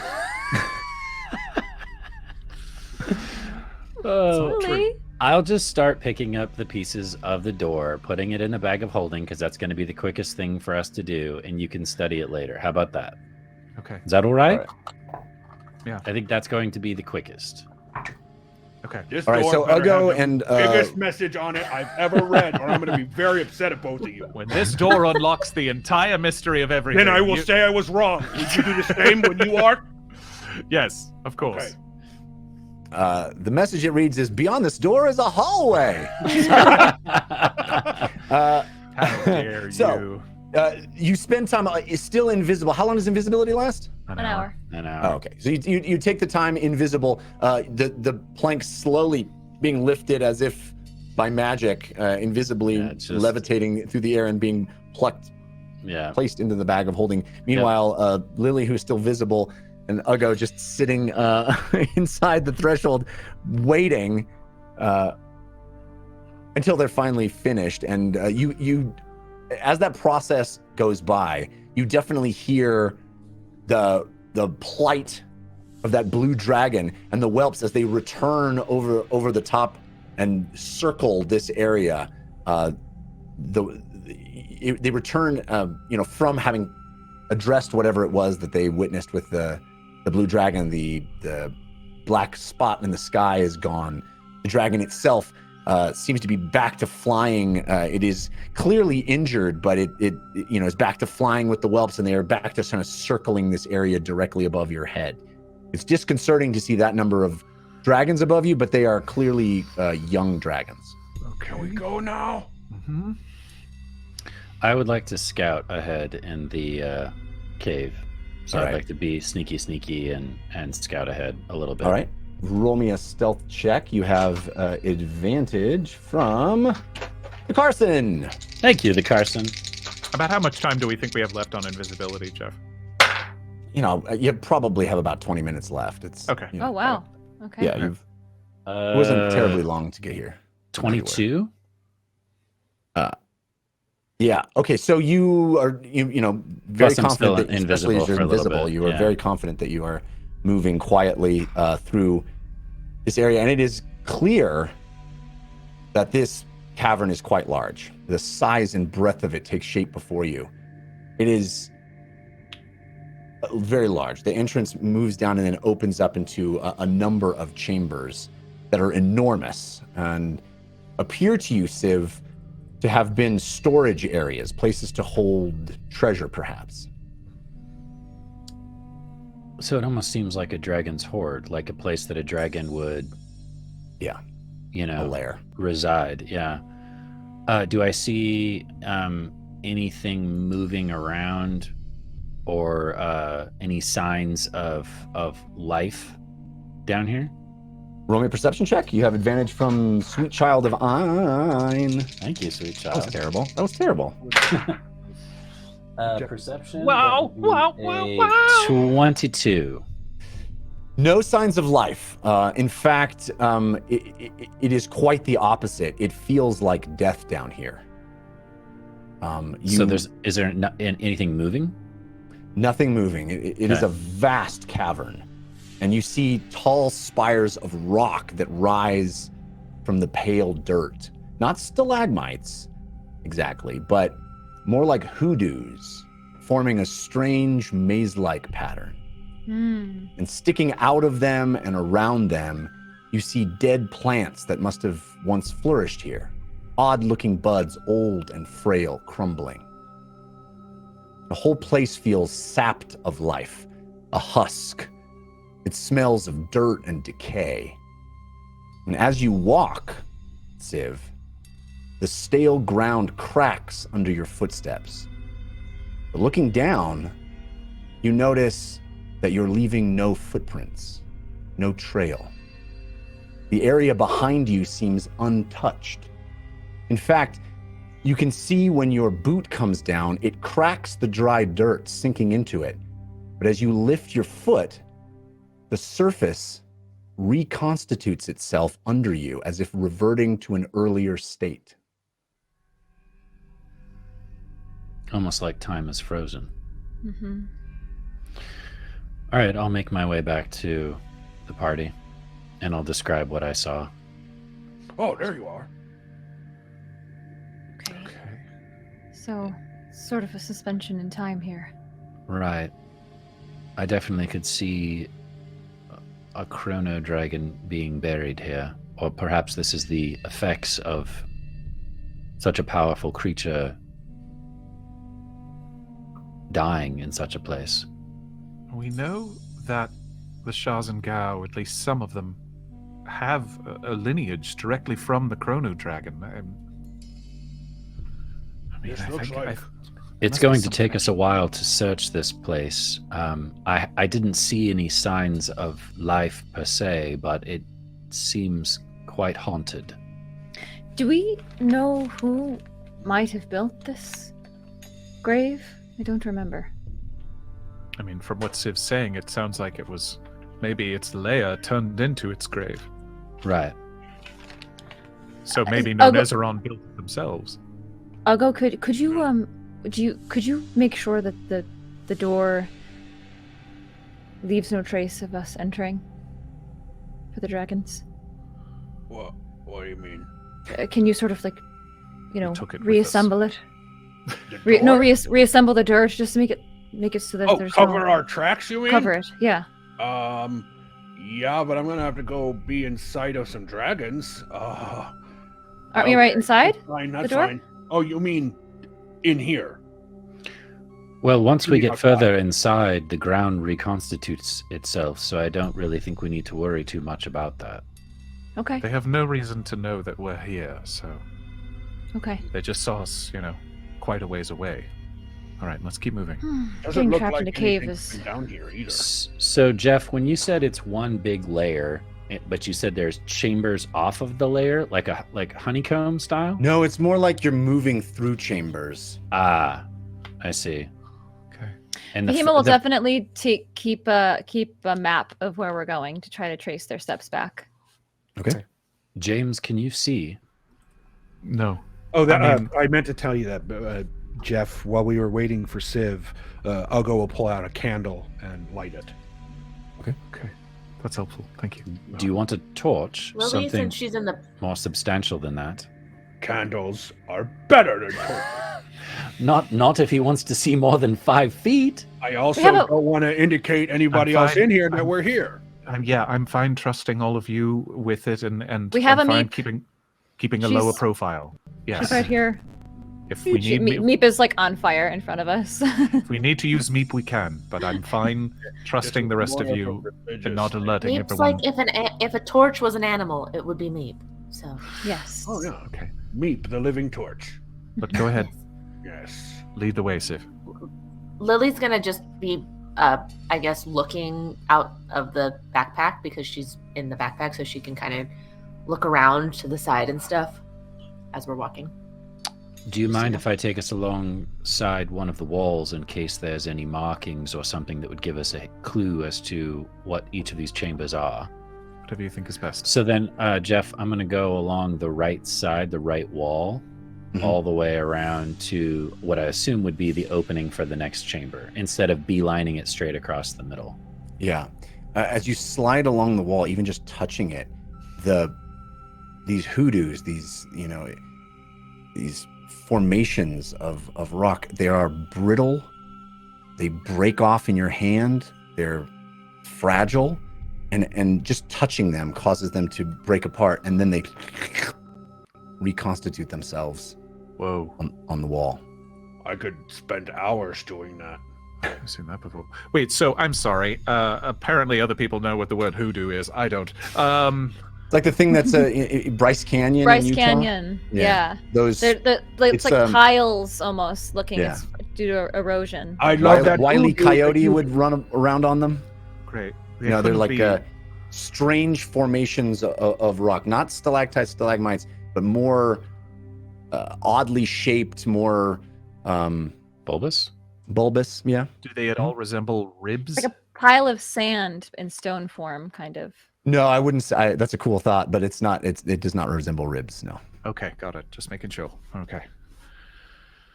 I'll go if I miss any tracks or markings or something, just let me know. I think you can't miss them because they're gonna. Oh, I get you. Okay. You mean So- like not the ones to cover up? Like I'm confused. I'm sorry. Not the ones we're making, the ones Gotcha. that I'm looking for. Okay. Yes. And Jeff, I'll just continue going along that way, looking for any signs of I will markings or assist. whatever. I'll right. assist him. All right. You keep doing that, and anytime you bump into the walls, it would break. It's so fragile. It is so brittle. And again, you keep moving around indirectly these hoodoos almost forming sort of a maze-like pattern. I have a quick comment, Jeff. At any point in this dungeon, let me know when maybe my feature will come into play, which is knowing the original purpose of a ruin or a dungeon that I enter. Yeah, I think it becomes very clear to you that this was a dragon's lair. Okay. No more specificity than that. Correct. Got it. Okay. So if it's creating a maze-like terrain, does that mean that we're actually having to like take corners and go around areas and like backtrack if we hit a wall or something?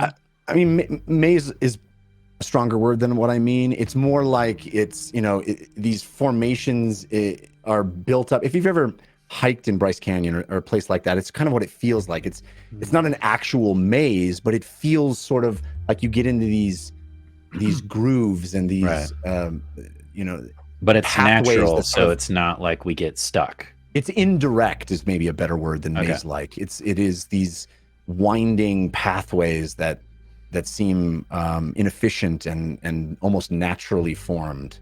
How high is the ceiling? It's quite large. It's quite high. Do the hoodoos reach the ceiling? No. Civ, can you climb? I could just send Mr. Whispers up if I want to. Yeah, maybe just get an aerial view.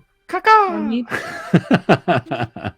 All right, Mr. Whispers flies up, and you see through his eyes farther ahead. And He has to there- stay within 100 feet of me, though. Yeah, That to work. but you're just making him fly up, basically, yeah. right? Does he have dark vision? I don't know. I think it's Hawks, so it's just whatever Hawks have. That's a good question, though. He would only be able to see as far as a Hawk would. I will look that up. Give me just a sec. What he sees are the remains, which we can see if we go to the map room. Okay. He has keen sight, but he does not have dark vision. Meep does, if we want to just say Meep was up there with Right. Mr. Sure. Whispers. Sure. Oh, You get a boy. view, an Oh, I aerial see. view of this in the map room, which is where we'll go to intermission. Oh, Whoa. That's go. beautiful. That's beautiful. What a pretty wow. dead dragon. We get to use one of your maps, Jeff. Whee! All right, so we have found the grave. We're finally of here. Nonezzeron. Wow. When we come back, we will see why. So stick with us. We'll have a brief intermission. I want to thank some folks that gave us balloons over that period. Ahoy, Gingerbeard! Ahoy. Storm the Sorceress! And Lily Dumblestuck fan. Thank you for those Yay. balloons. We are Thank you. grateful. Team Force of Good, still at 100%. Wow. Yes. Team Force of Evil, still on holiday vacation. Okay. I get it. We I get it. appreciate it. Maybe they've all decided to be Team Force of Good in 2022. Yeah, maybe Oh, no New Year's no resolution. evil You're anymore. right. Starting Maybe off. there is no evil. It's possible. All right. Stick around. We have a short intermission, and when we get back, we're at the grave. See you soon. We did it.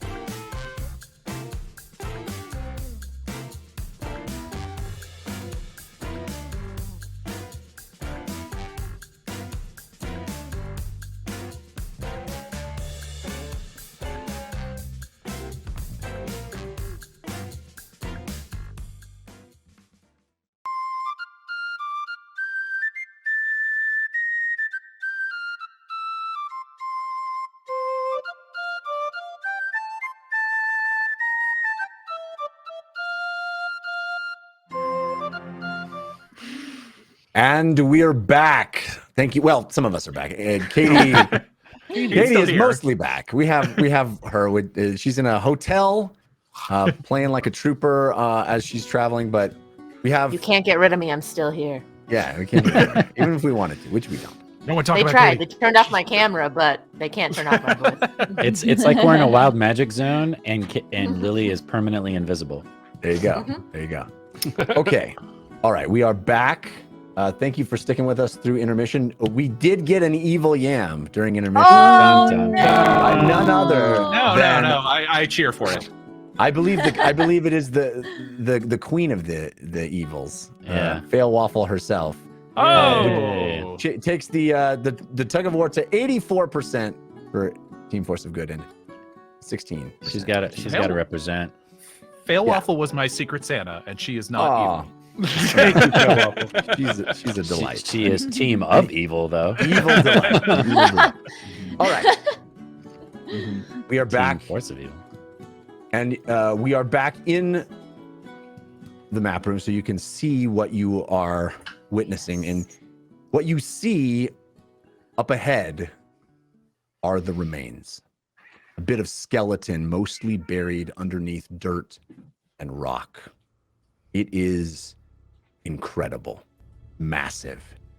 Very little of it can actually be seen, but the shape is unmistakable. Peeking out from the ground, a skull, a claw, another. Huge and awe-inspiring. And even in this state, you cannot deny it is incredible. And you can't help but remember the moment you stood face to face with this creature, this titan, when you felt its breath on your face, heard its voice, and witnessed its unimaginable power. The immensity of it. But there it is, out in front of you, inert, dead, dust and bones. Is there any way of telling how long Nonezzeron might have been dead?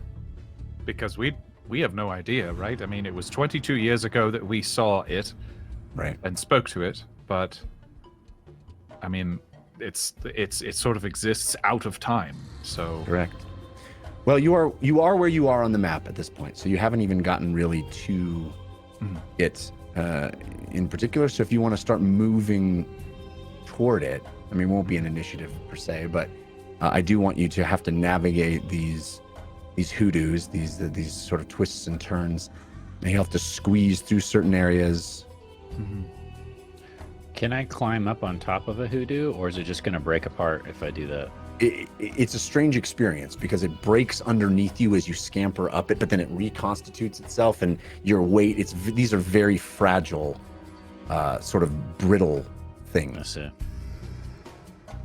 Can Mr. Whispers just fly up and light on top of one of them and kind of scan around? Yes, absolutely. Yes. And what Mr. Whisper sees is what you see on the map. This immense skeleton, mostly buried, these hoodoos, this sort of pathways, this gray cavern that is home to the remains of the Chronodragon. Are there any sounds down here? Is it just totally quiet? It is totally. I mean, you may hear, something echoing. No, actually, you don't hear anything. It is eerily quiet. It is dead. It is dry. It is empty. It is fallow. I think we should sneak our way up to its head. agreed. Okay. Fahima's trailing her fingers across the hoodoos and the rocks and thinking to herself, this is where her dad walked. This is where my dad walked on his path to find more about the Quake Warden. He was here. Do you know he was here? Well, I guess I don't, but the Ashen Mage said he was here. Oh, okay. I definitely trust everything she says. Right? Strangely, I do. I'll go, you've gotten very good at sarcasm. I think you've been hanging out with us far too long. It's the only time you really listen to me. So, that is not true. that is not Fahima, true, when you drag your fingers across, again, it all breaks in your hand, and then the odd thing, it's almost like you can push, break it and smash it, and it returns to this state. Are there parts of the dragon that we will reach before the skull? Probably. It's rib cage and sort of spinal area. Why? Well, if we get there first, might want to look at that part first. But if we get to its skull, I also might be able to talk to it. That's what I was thinking. Okay, yep. Okay, makes sense. Yep. Are you going to animate the dead with the dragon? No, just speak with the dead like I've done with the others. I mean, I think as long as it has a mouth. Don't animate it, because it's huge. Wait Yeah, a definitely minute. not. Do you think that the old ones will be able to use you animating it as a way to get? I'm not animating it. I'm only speaking to it. It's only just sort of talking. I've seen you do it before. It gets up and it talks to me, so it's animating it in a way for sure. Well, there's got to be something here that Vic knew we could use. Yeah. And I'm determined to find whatever that is. Yeah. Agreed. Can I try something really quick too? Mhm. Meep can communicate telepathically with any creature within 100 feet of her who can understand a language. I'm just curious if she can speak to the remains. Just based on the nature of this Chronodragon. She cannot. Okay. I'm gonna start sneaking my way up towards the head and try to sort of, snake through this corpse, I guess, for lack of a better term. Same. So you guys can move your tokens through the map where you'd like to go, and these are you have to kind of squeeze through there. But even if you don't, you can kind of break it apart as you push, and it'll just. I don't know if I would intentionally disturb anything. I think that would just be accidental, bumping into something would be the most I would intentionally disturb anything. Okay. So I would like to go through this area over here, squeeze through that area as much as possible, and make my way over to here, and then make my way over to here. Well, the place you were just a second ago, this area here, that's a claw that's peeking out, and the closer you get to those bones, the more you start to feel something underneath you. Oh boy. A resonance, a thrum. Even dead, this creature seems to radiate power. And Lily, if you're moving as well, are you able to move? I don't know if your Wi-Fi situation. I'm in the backpack. Oh, you're in the backpack. Still. Okay, so you're with Ugo. So Lily, I'll go. you feel a sensation at your neck, as if the amulet itself is reacting to this place. Oh boy. Is it lighting up or anything? Just or a sensation I'm at this feeling a point. sensation? It's just a sensation that you feel. Jeff, Ugo's also looking down south in this corner as they walk by, just to see what he can see. Yeah, the cavern extends a bit beyond the confines of this map, but not much. It's a section. It's not. Is it like another path we could go down, or is it just? No, it's more like it just extends a bit far. This is a chamber deep into this cavern, and you pass through several other chambers. Okay. But this seems to sort of be the back Got it. of the cavern in one sense. Got it. Just a heads up. My amulet is making my neck kind of hot, and I'm sorry, our amulet, and sometimes that's good and sometimes that's bad. So I don't know which one this is. I can't seem to differentiate. The Secrets feelings. revealed, eh, Lily? Huh? You said your amulet. You've been hiding it for yourself this whole time. Oh, no, I don't want it for myself. I'm trying to lighten the mood. It is very, very silent in here, and I am uncomfortable. Oh, I get it. Yeah, I'm a thief. I don't think we should touch anything. I think we should just make our way to the head. Okay. Civ. I can only touch Ugo. Good. Yes, Yes, it is you're good. judging by the positioning on the map here, you are standing. You were just a second ago standing closest to any part of the skeleton. Yeah. And it is a strange sensation to stand there, to be that close to this skeleton. I think it These just makes me bones. want to go all the quicker to the skull. Okay. Like if this thing is radiating energy, I want to get there as soon as possible. So I'm going to be leading James to the skull as quickly as I can. Well, not as quickly as I can, as sneakily as I can. Yeah. All right. You can roll stealth. You have advantage from Gateway Guy on that. Thank you, Gateway Guy. Should I roll stealth as well? Yes. Yes. Roll high. You have. Are you have coming, advantage Fema? from False Yes. Star, James. Thank you, Falstar. Oh, buddy. 2 5s, 7. Man. 7. Yeah. It's quite loud as you trip and you fall and you lean against one of these hoodoos, toppling it over. It crashes with a bang and then reconstitutes itself right in front of you. You look around to see if there's any one that notices, but that sound reverberates through this large cavern. You don't hear any movement, but certainly that sound echoes. Sorry. I want to mention that we also got a golden potato from Melodies of Old. Thank you, Melodies of Old. Ah. And 2 more Fail Waffle yams! Yeah. What? Thank you, Fail Waffle. Thank you. Jeff, as we walk, We dare suggest that there would be no Force of Evil this year. 67% for Team Force of Good, 33 for Force of Evil. Ooh, as we're walking, it is very quiet in here, and I do not like that. I'll go. We'll continue to look around to see if maybe there's something hiding in the distance of his dark vision. Yeah. Mostly, it's just too quiet. It's not acting like a normal cave. Yeah, that is despite right. them It knowing- is almost deafening how quiet it is. You know, that thing where it's so quiet it's loud. Mhm. And there's no light source? Just besides Ugo's candle? That's correct.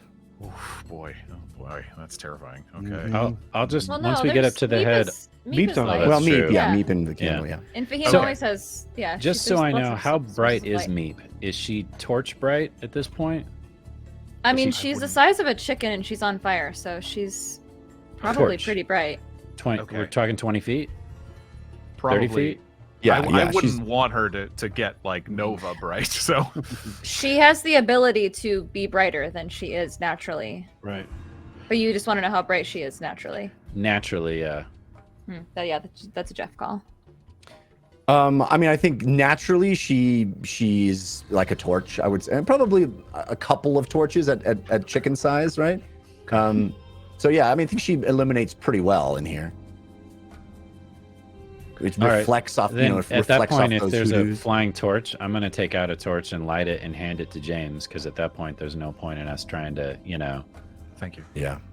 like we can be silent, but we can't be hard to see because Yeah. we have a light. glowing chicken. Yeah, glowing chicken. yeah. So I'll And hand the torch over to invisibility- James. Our invisibility has run out at this point, I'm assuming, yeah? Because you said about 20 Yeah. minutes. when we Yeah, entered you the cave. definitely are visible Okay. now. Yes. Okay. I'm gonna crouch down and start to make my way around the edge of the skull. Again, trying not to disturb anything, but giving James enough room to come in and do whatever he's gonna do. Yes, I mean, Civ, as you move around it, it is an eerie sensation to look down at the skull of this thing that you looked up at when you traveled through time. This incredible being. I mean, it is still so palpable, that sensation of power. These are bones, right? Like I'm not Bones. seeing flesh or scales or that's anything correct. like that. Pure Okay. skeleton, pure bone, like you would see at the Natural History Museum. Okay. James, Oh, can you speak to it? Yeah, I mean, what am I asking it? I don't know. You're the smart one. Do you want me to come up with some questions? No. I'm just, I mean, here we are, and there it is. Well, let's talk about what has led us here. We're looking for something that might tempt the Queen of the Shazan Gao to give us more information about the whereabouts of Lord Ereban. We would like to know more about the mystery of Nonezzeron. We know that the Ashen Mage has said that she has been here before, so it's a bit hard for me to imagine what she would have left here that would be of interest to us. But who's to say? Okay, Really, okay. as Fahima is speaking, you can continue to look down at your chest, which is radiating and getting more intense. You've called it out to everybody, but it is, as Fahima enumerates all of these factors that brought you here, something starts to change. You feel the amulet move, to shift on your chest, to rise. This has happened once before. Yeah, after we fought the bloody werewolf. That's right. The battle at the Crimson Coil after cleansing the alabaster wood. And the amulet rose and placed itself on your forehead like a third eye. No, this is good. This is why we're here. Lily, are you okay? Yes. I don't know. Is it so? I don't have any control. Hang on. Do you? Then it granted you a vision of the history of that place, of the history of the alabaster wood. It does so again. The amulet rises and lands on your forehead, Lily, like a third eye. But this time, somehow, all of you can see it. It expands and envelops all of you. You watch as the amulet transforms the scenery all around. Slowly at first, but more rapidly, the ground and the hoodoos begin to shift and shake. It's like watching a time-lapse video in reverse, the jittery movement of a rapid compression of time. Back, back, back. The entire area of the gravesite is morphing, changing, reverting to another time. As you watch, the desolate, brittle land comes back to life. It starts to sprout moss and plants, greenery overtaking the gray. Those odd, frail buds you saw all around the space blossom into flourishing color, unmistakable, beautiful. Time flowers. Absolutely bursting with life and abundance. Dozens and dozens of chrono seeds litter the area around them. This cavern is utterly transformed. You're seeing it not through a window into the past, but all around you. And not like the Warden visions either. You are not inhabiting other bodies. Rather, it is layered onto your reality. It is as if you are standing in this location and someone is projecting an image of what it once was in 3 dimensions in every direction. The same topography, the same terrain, but so very different. And then there is a flash. And the bones are gone. The skeleton of the Chronodragon vanished from the ground. And in its place, a gentle pool of water, teal and calm, nestled between those moss-covered hoodoos. But standing in that water, hulking and mighty, just as you remember it, is Nonezzeron. In all of its glory, alive, content, a vision of the past when the world's most powerful creature rested in its lair, surrounded by budding time flowers, soaking in a warm spring. You are seeing this out in front of you. Lily, the sensation is quite familiar. And then you hear something. Something coming from the same direction you came. The same way you entered this place. A loud banging and a crash that reverberates through the cavern. You see Nonezzeron react, its sharp eyes scanning the cavern. Then you see the source of the noise. Approaching footsteps, trudging through the moss-covered cave. 5 figures, warriors, decked out in gilded armor and brandishing finely crafted weapons. A human in incredible plate mail, dark skin, bald head, shaved gray beard, 2 long swords crisscrossed at his back. A statuesque woman with long blonde hair twisted into a tight braid, a metal casing on her shoulder, a silver and wood crossbow resting on one arm. A bearded dwarf in a thick horned helm, a huge mace in hand and twin hammers hanging from his belt. A lithe and muscular dragonborn whose scaly skin is a deep auburn hue. He wears spiked gauntlets, a sword and dagger barely concealed underneath a long cape. And a woman with deep blue skin who seems to glide under a cloak that shimmers with blues and greens. The 5 of them stand shoulder to shoulder, the champions of the Ariat Age. Zhang Laolong steps forward and speaks. Nonezzeron,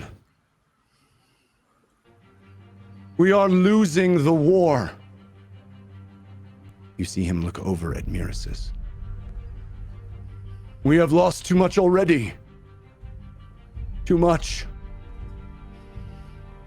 We come to you as a last resort. Nonezzeron only smiles. Fools. I told you Onivrius was too powerful. What? He is a god. I have looked. There is no inflection point that changes any of it. It is inevitable. If not him, then another, and another, and another. The unavoidable procession of time. Ask your queen. She knows. You rail at the clock.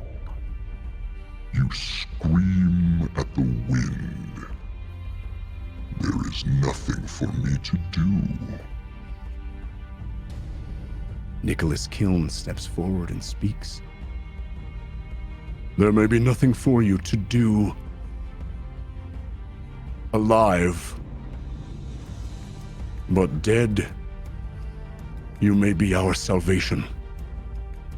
If there is no inflection point that can save us, then we must make one. In one move, he pulls back a hand and you see something glimmer on it. A ring. A ruby of brilliant orange and red glowing with power. He rushes forward and strikes at the mighty dragon, causing an incredible explosion to erupt from the impact point. Nonezzeron screams in pain. At the same moment, synchronized with precision, the other 4 champions leap into action. Zhang Laolong flips back either side of his long cape, revealing the belt he is wearing beneath it. The very ground under him surges and conforms to his will, catapulting him into the air, sword and dagger held high. Rella Tallrunner taps her gauntlet and fires a bolt from her crossbow. As it soars toward Nonezzeron, it seems to pull all of the moisture from the air, from the dragon itself, turning into a massive tidal wave of pure force. Mirasis draws back her hood, where a coronet rests upon her forehead, a brilliant white diamond at its apex. Wind swirls around her and she yells, casting a mighty gust from her fingertips that shakes the entire chamber. Orad Ironmark brings his hands together, a metal ring hanging from each wrist. As they collide, a crack of lightning discharges between them and arcs out toward the mighty dragon. Nonezzeron weathers the onslaught, cursing and yelling. Not like this. Not now. Not by you. It opens its wide maw, and energy pours out, a distortion of time itself. It blasts through the chamber, distorting your view, freezing Zhang Laolong in place in the air, his body out of step with time, mangled and warped, desynced. When he moves again, he is in another place, another version of himself that chose a different method of attack. Heaving and out of breath, he lunges again. The battle rages in front of you. Nonezzeron claws and scrapes, blasting and contorting the very flow of time. You see the champions pop out of existence momentarily, or stop moving as if suspended in animation, or moving backwards impossibly as if rewound. But they persevere. Elemental attacks continue to rain down upon Nonezzeron from every angle, the warriors slashing and pummeling, undaunted by their inability to stay tethered in the flow of time. The cavern explodes, reconstitutes itself, explodes again. Water and wind and electricity blast from every angle, every moment, as the moments themselves bend and fold in on one another. Blood and screams fill the chamber, all of it playing out in front of you in this vision. Agony and anger, pain and confusion, magic and mayhem. Flashes of light and color as if in slow motion, faces burned into your vision. Raw and awful. The sounds and smells of battle. It is all too much. The most powerful dragon to ever exist, fighting the greatest warriors from 300 years ago. A vision of the past, of what happened. You can see it. Nonezzeron is hurt, angry, bleeding. The champions of the Ariat Age are winning. You hear the dragon say, Enough. And then there is an incredible flash of white and a tear, and the creature is gone. The 5 champions stand breathless, alone, heaving, holding their wounds, struggling to regain composure. You hear Rella Tall Runner speak. It escapes. Where did it go? Zhang Laolong answers. Not where. When. You hear Orad speak up. We only have one hope now. And just as he says that, no, you hear an incredible sound. A ripping and cracking sound. A breaking of the very fabric of reality. Your reality. Yep. Suddenly you are standing face to face with Nonezzeron, the almighty Chronodragon. Oh my god. It is bloody and beaten, Oh but my its God. glowing eyes are filled with rage, Oh my god. hate. The vision persists behind it, beyond it. You still see the champions of the Ariat Age standing in the same chamber you are 300 years ago. Layered upon your reality, cutting it in half. A wall now, a line, a mirror separating the world of green from the world of gray. The same place broken by the arrival of the Chronodragon. Is everyone seeing this? The Heroes of Bingle? It cannot be. How did I not see this? I will not be undone by the likes of you. And then it roars, a booming, blood-curdling shriek that makes the hairs on the back of your neck stand on end. Roll initiative. Oh my god. Oh my god. No. What the what? Oops. Oh my god. Oh my warden. I guess I shouldn't have. I guess Uggo shouldn't have threatened the Chronodragon so long ago. Oh my god. Did not see this coming. Do we have advantages on our initiative, Jeff? Yes. Civ, you have advantage from a jar full of bees. Fahima, you have advantage from grasp my hand. James, you have advantage from last cleric of Krypton. Thank you. Uggo, you have advantage from Uncle CW. Lily, you have advantage from the Cosmic Lord, countered by Shiny 8-Bit Boo. Okay, we have the Force of Good that you have to use too. Yeah. Wow. I got a 15. 18. 19. 23. 11. All right, I'm sorry, you're going to say that again to me. Fahima, what was it? 18. 18. Uggo, what was it? 11. Viv? 23. Lily? 15. James? 19.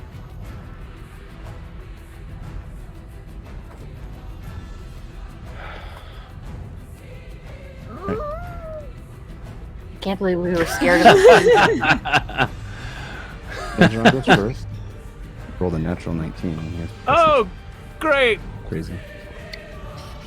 Oh, you mean the dragon that controls time is fast? I have, Go first? I have Oh, a shiny 8-bit boot counted by Hadrian X. That's shocking. Okay, but it's been dead for a long time, Yeah, so I mean, it's probably it's super rusty. and- What time zone is it in, though, Jeff? Technically, it's not been dead a long time, right? We're getting the. It's about to die. It's damaged. Yeah. It's severely hurt. All right. It is going to. It sees you. It is going to take a swipe at Civ. I have advantage from Whisper Joe, countered by Hadrian X. Civ it is right on top of Civ. Yeah, I mean, yeah. I got a 31 to hit. Oh. Yeah. One of those fights. Yeah. Okay. Oh, that rolled really terribly. 11 points of slashing damage. Is it multi-attacking me? Or Yes. is this just... Oh, okay. no, it's gonna do one to you and one to somebody else. It'll Okay. attack James next. I'll uncanny dodge that 11. Okay. I have advantage from Fallstar, countered by Hadrian X. Oh, natural 1. This to James. Okay, it has a third attack. It'll attack Uggo. Yeah, welcome. Yeah, that's, You can't miss. My AC's 11. that's a 28. You still don't have You the didn't put on your armor? When did I have time to put on armor? In the woods? in the tunnel. IDK? Jeff, does that hit me too? No, I guess I no, could it have has to put it on target when you. you were messing with the Okay. door. Yeah, we did that for like 10 minutes. 14 points of slashing damage. Remember, you have temporary Yes, hit thank points from goodness Oh, for yeah, that. 15, Thank you, Lily. Thank you for that. Was it 15? Yes, it was I think 15 it was HP. Okay. Yeah. All right. At 24, Jeff. I keep nodding and then forgetting that you guys can't see me. What'd you say, Ron? 24 to me. Yeah, it was 16 points of damage. Oh, 16. So what is the type of attack that he does? That the It was slashing. Chronodragon does? It just clawed twice and tried to bite James. So that's what it did with its multi-attack right now. Fahima, you're... Oh, no, sorry. We are... Civ, James, Fahima... Civ. I have some questions. Don't we all? Am I? Yeah, really. Am I me? I'm me. You are me, you. It is, I'm it Sid. is here, it is now. It is standing in front of you, in this place, in this time. And you Okay. said we can still see the champions in the chamber, but towards like they're visible Yes. still. Yeah, I wanted to make it cool with the map, but I ran out of time. No, So basically, what is happening is you're seeing a layer of the vision still projected over what's happening in front of you. So what happened 300 years ago is they attacked Nonezzeron. Right. To escape, leapt forward in time 300 Right. years to this moment. Right. And so you still see the champions of the R8 age trying to recover. This vision is still happening. You're still witnessing what's happening, but it's sort of this Gaussian layer that's happening behind and through the real world, which is happening right in front of you.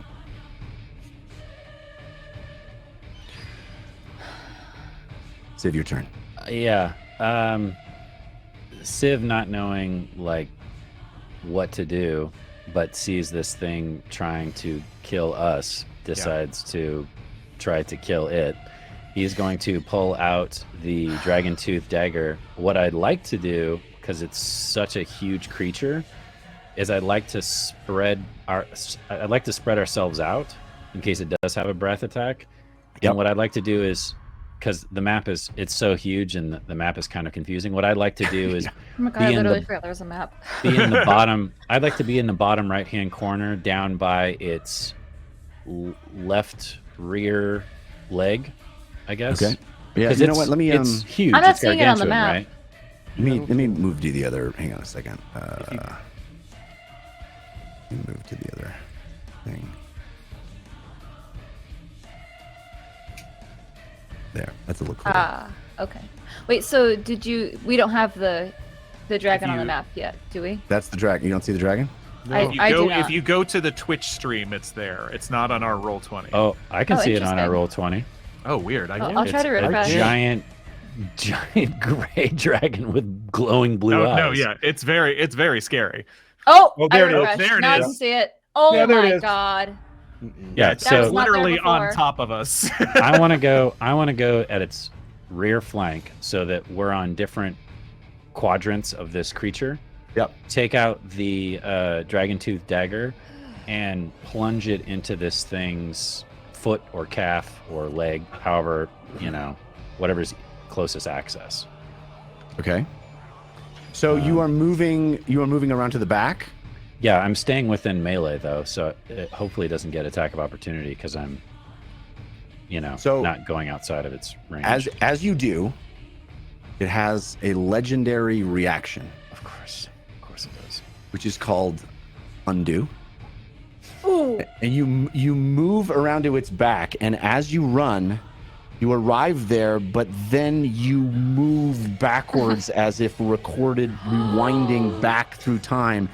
Your move, not your action, but your move is undone. It cancels your move, but your movement is still expended for your turn. So you still have your action and bonus action, but your movement has been Okay. undone.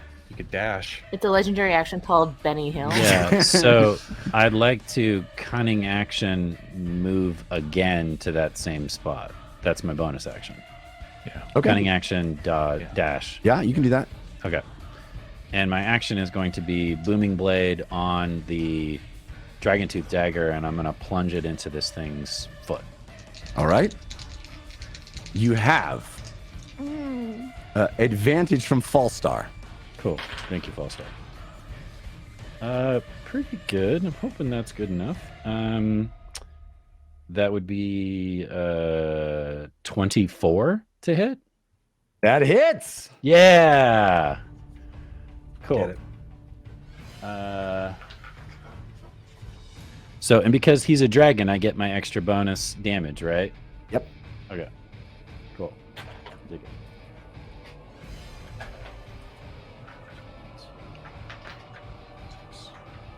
I am not giant sized yet. Just so you know, I'm not. I didn't use that ability because that takes my bonus action. Okay. So I'm regular size Civ. Good enough for me.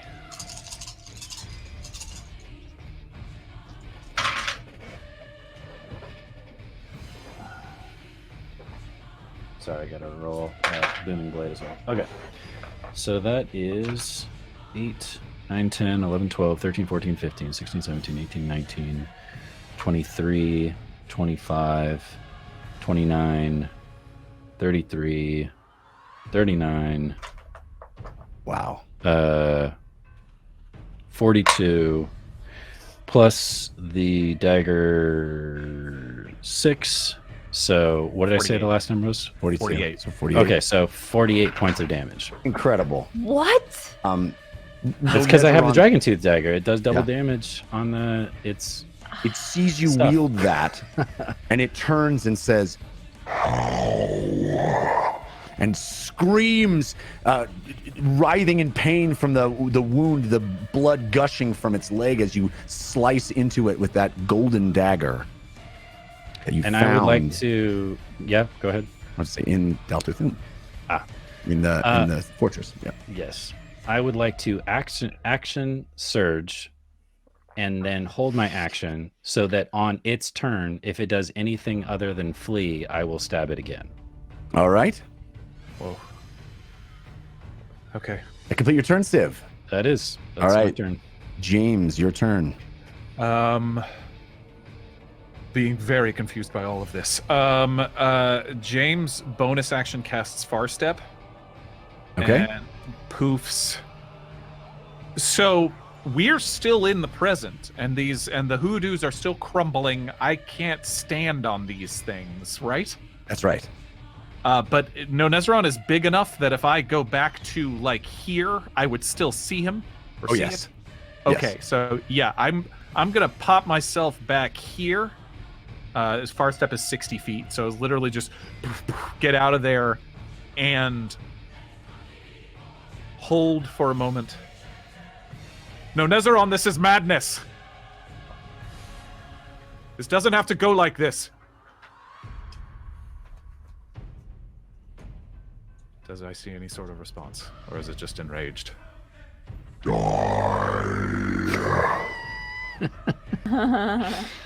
Fine. And James casts Eldritch Blast, which now 3 bolts. As a reaction to James casting an Eldritch Blast, Ugo will use his divine ability called Channel James, Divinity.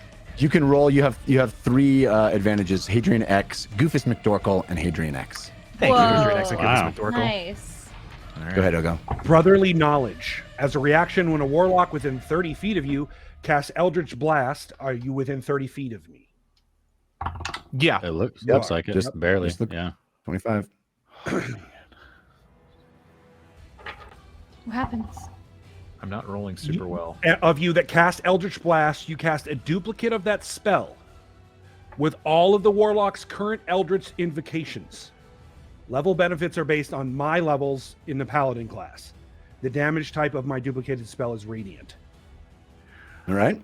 It's a 17 to hit, a 15 to hit, and a 27 to hit. You hit once. Dang. Whoa. Yeah. Y'all. Whoa. 12 points So of we force see damage. James Good Lord. pretty accurately throwing these spells, and it's still not doing Yeah, anything to this dragon. it's sloughing off. It is reflecting off this craggy skin, this incredible beast that you have seen before. You know how powerful it is, and now it is standing angrily, baring its jaws at you. Yeah, so 12 points of force damage. All right. So Ugo duplicates that? Yes, I duplicate the that spell, but spell you have at to my roll- level. So you I gotta roll get your 2 own beams. attacks. Right, Yeah. I get 2 beams. But any additions that you add to your Eldritch Blast, tell me what they are because Plus I get 4. Them. Okay. Plus All right. You have advantage from Hadrian X and advantage from the Carson. You roll it with your spellcasting modifier? Yes, I'm using it as if I'm my spellcasting attack bonus at Okay. level 6. Yeah. Okay. We have 2 and- yams. Yeah, go 2 ahead. more yams I want to tell you about. Both of them from Fail Waffle. Adam, Whoa. 4 and 5. Fail-Waffle. Thank you, Fail Waffle. That brings Team Force of Good to only 55%. Team Force of Evil to 45%. roaring back. Hey. Is I'm not sure I Whitebeard totally going to understand make an that. appearance? Is Your that why Fail Eldritch- Waffle's going nuts? Right. Any invocations that you have that advance Eldritch Blast, is a plus Any 4 to choices. damage, plus 4 to each hit. So then I get that. Yes. My first attack is with my spell attack modifier 19. It hits. Oh wow, okay. Okay, 19 hits.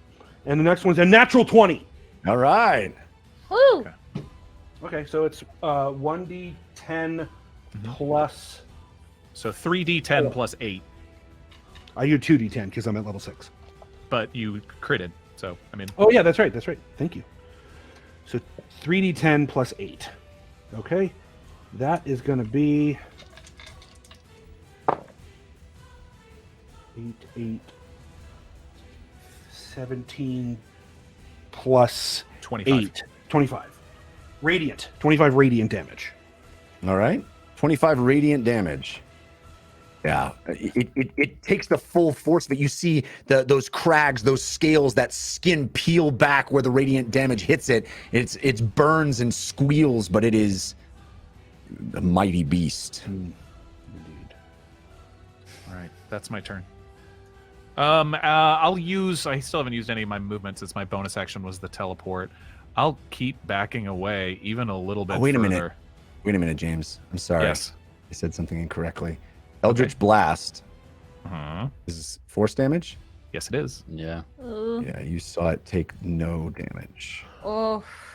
I'm so sorry, Wow, the radiant actually worked out. Yeah. Wow. James. Wow. It is immune to That- force damage. Nothing is immune to force damage. Yeah. Nothing. Time oh dragons. my god. Time dragons. Wow. That's the brilliance of Eldritch Blast. Is almost nothing is immune to force Yeah. damage. Sorry about that. I No, forgot you're to tell you. fine. Yikes. Okay, thank you. All right. Well, it worked well though, because it was a 1-2 punch with Ugo's Radiant, so that yes, worked yes, it did. well. So, Fahima, your turn. Okay, so it looks like I'm within melee of this dragon, Yes. according to the map, unfortunately. Yes. Just to clarify, please don't read into this. Are dragons beasts or are dragons dragons? Dragons are dragons. Yeah. Okay.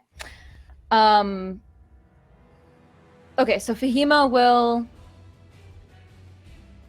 look up at Nonezzeron and put her hands up. Similar to what James just did. And say, please, please, I will not fight you. I will die here before I fight you. I respect you. I don't believe I could beat you, nor do I want to. We are here to find the Keeper of Secrets. We have the amulet. And she points to Lily's amulet. Please. Does that complete your turn? It completes my turn. Nonezzeron uses a legendary action to tail attack you. oh boy. Okay. I have advantage. Oops, where is it? I have advantage from Kildarin, countered by Hadrian X. But that is a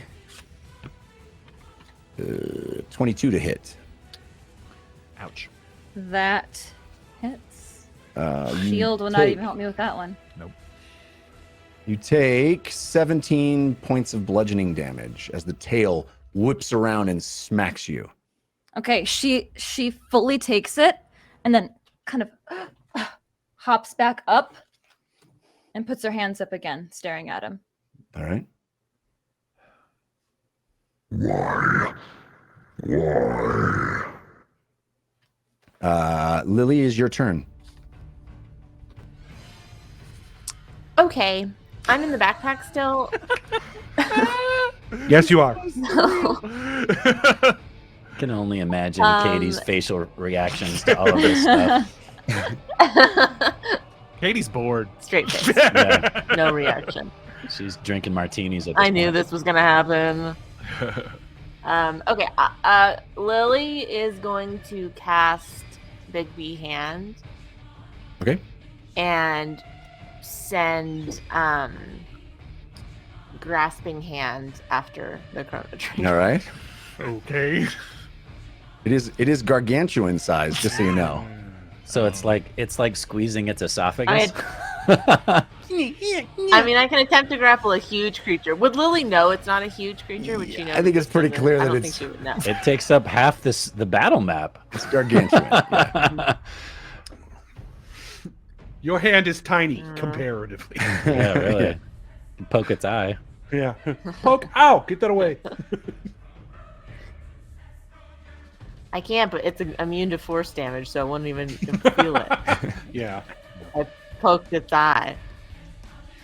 Is there any objects around then? I mean, there are those hoodoos. There are, you are in the present, which means it is this arid, gray, bleak landscape with nothing really around.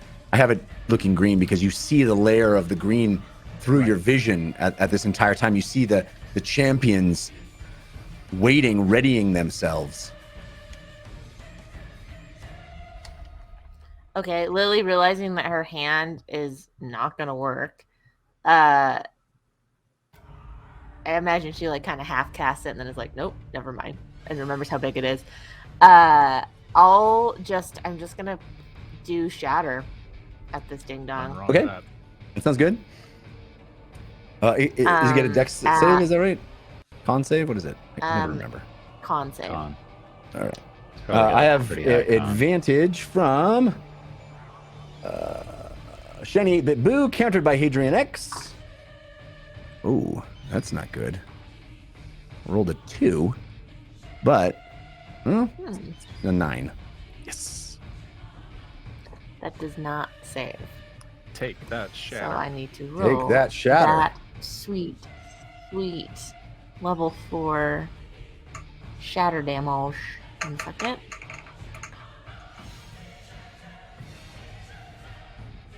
Okay. Calculating. 20. 20 damage. points of thunder damage as this explosion just vaporizes these brittle hoodoos all around, the reverberating sound vaporizing them, and then all the bits coming back together all around you. But Nonezzeron takes the brunt of it.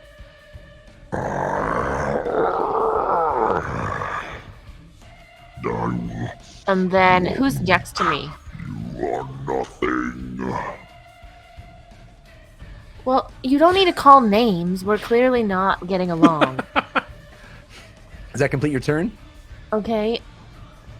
Who's next to me? Well, right next to Uggo. Okay.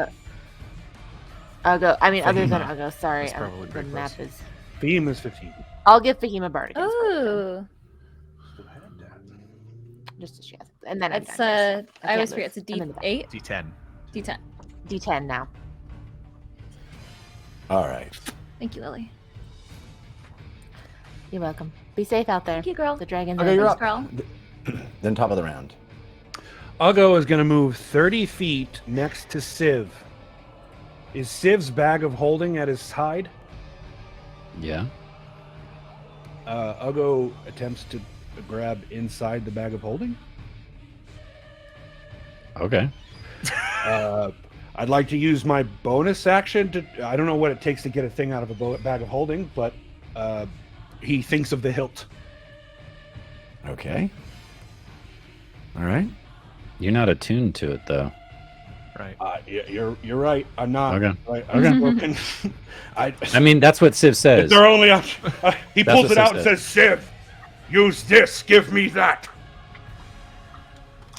Are you sure? Yes. I told him I was going to kill him. No, Better you do it. don't kill him. Why? I was also holding my action to stab it on its turn, so I can't swap things with you right now. Oh man. Why? I can on my turn. And Uggo, I imagine that's all of Uggo's turn. I mean, I suppose you Okay. could rip the dagger out of my hand and hand me the hilt. I guess I could, because this is the problem with D&D. Sometimes you don't have the ability to do.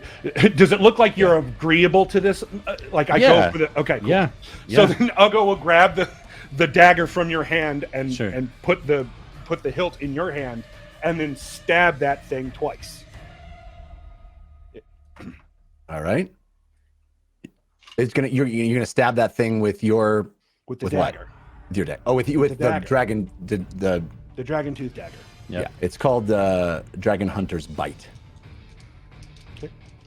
As All she right, you sees- have. Do you need to be attuned to that for the bonus? Ooh, yeah, I think you do. Right? Yeah. All right. Well, So, Still- sorry, Jess. Ugo Yeah, doesn't know that. Ugo's still gonna stab him with it. Sure. You have advantage from Goofus McDorkle and Uncle CW on those 2 attacks. I was just gonna say, as between turns, as Fahima sees her friends attacking the dragon, she's gonna continue to shout out against it, Okay. pleading with them to stop, please. Nat 20 on the first one. Oof. 2 nat 20s. Nat 19 on the second. So would it just act as a regular +1 dagger since he's not attuned to it? Yeah, Or how does that's that work? Yeah, you don't get the magical. Except I'll be pumping a second level Paladin Divine Smite into the first one, and a first level Divine Smite into the second. Jeez. That'll do it.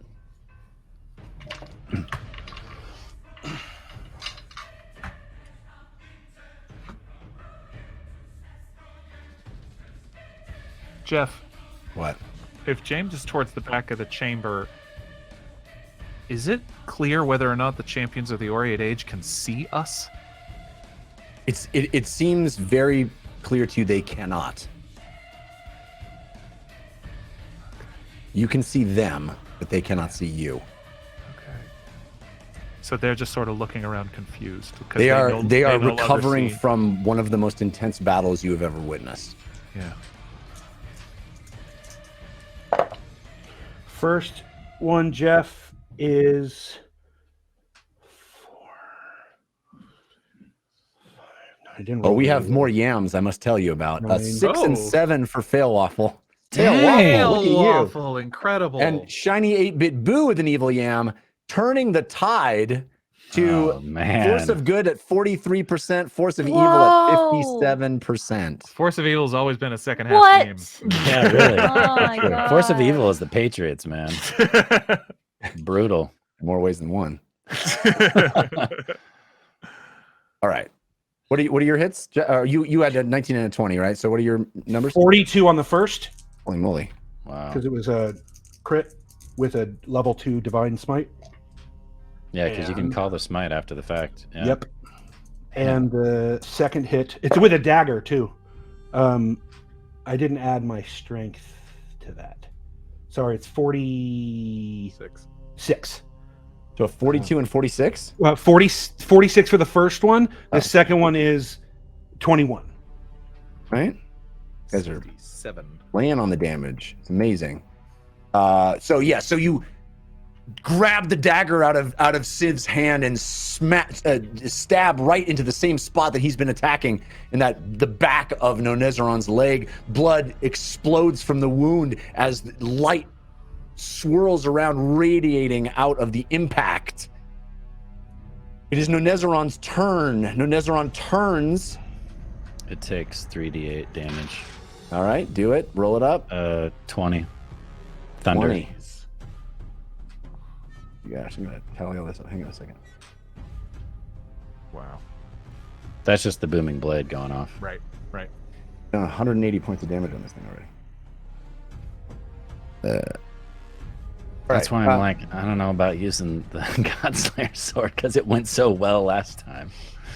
All right, it turns and it opens its massive jaws, and you see light swirling underneath, and it blasts at you. Ugo and Civ, Yeah. please roll me. Where's it? Dex I think it is Dex. Hang on. for a Yeah, breath plus one. attack Oh normally. yeah, Plus Dex. one. Yeah. You +1 to your save. Civ. Thanks, Ron. You also have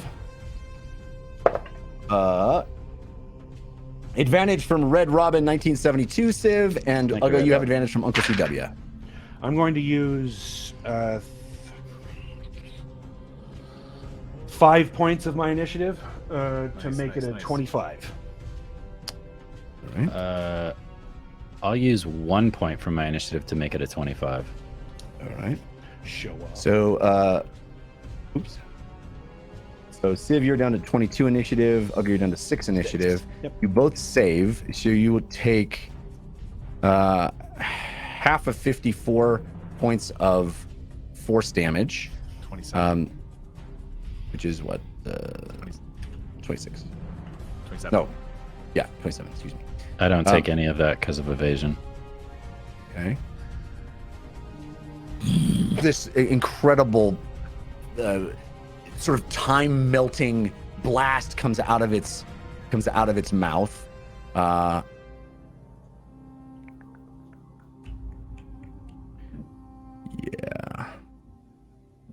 That is its turn. Actually, before its turn, after your turn, Civ, it'll do a legendary attack too, because I had one more legendary attack point I could spend. You mean after Ron's turn? Yeah. Yeah, excuse me. I haven't gone a After second Ron's time turn. yet. Yeah. And it'll take another tail attack at Civ. That's fair. Actually, it was after Ron's turn, so it'll do it after Uggo's turn, so I'll do it at Uggo. And those still don't affect me. Yeah, I left you thought behind. he took you out. I did. I took her out. Yeah, he took you out of the. Oh, I'm sorry. I didn't hear you say that. I have advantage from. Lily's just standing there. Doesn't know she's even out. I have advantage from Dark House, countered by Hadrian X. Oh, that's a natural 19. Oh boy. So it's going to be like 30 something. Nah. Yep. I don't think you could miss. I really don't think you could. All right. Where's the tail attack?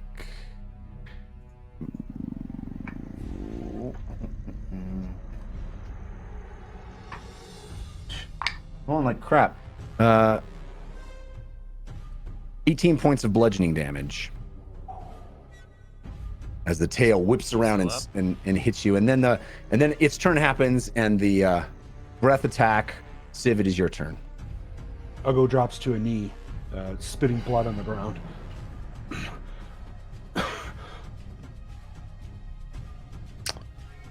It's us or it. No. I know. No. I'm Gold sorry. potato, a Thema. gold potato for Melodies of Old. 2 more yams from Fail Waffle. That's the yam 8 and 9. What? And a second yam from Shiny 8-Bit Boo.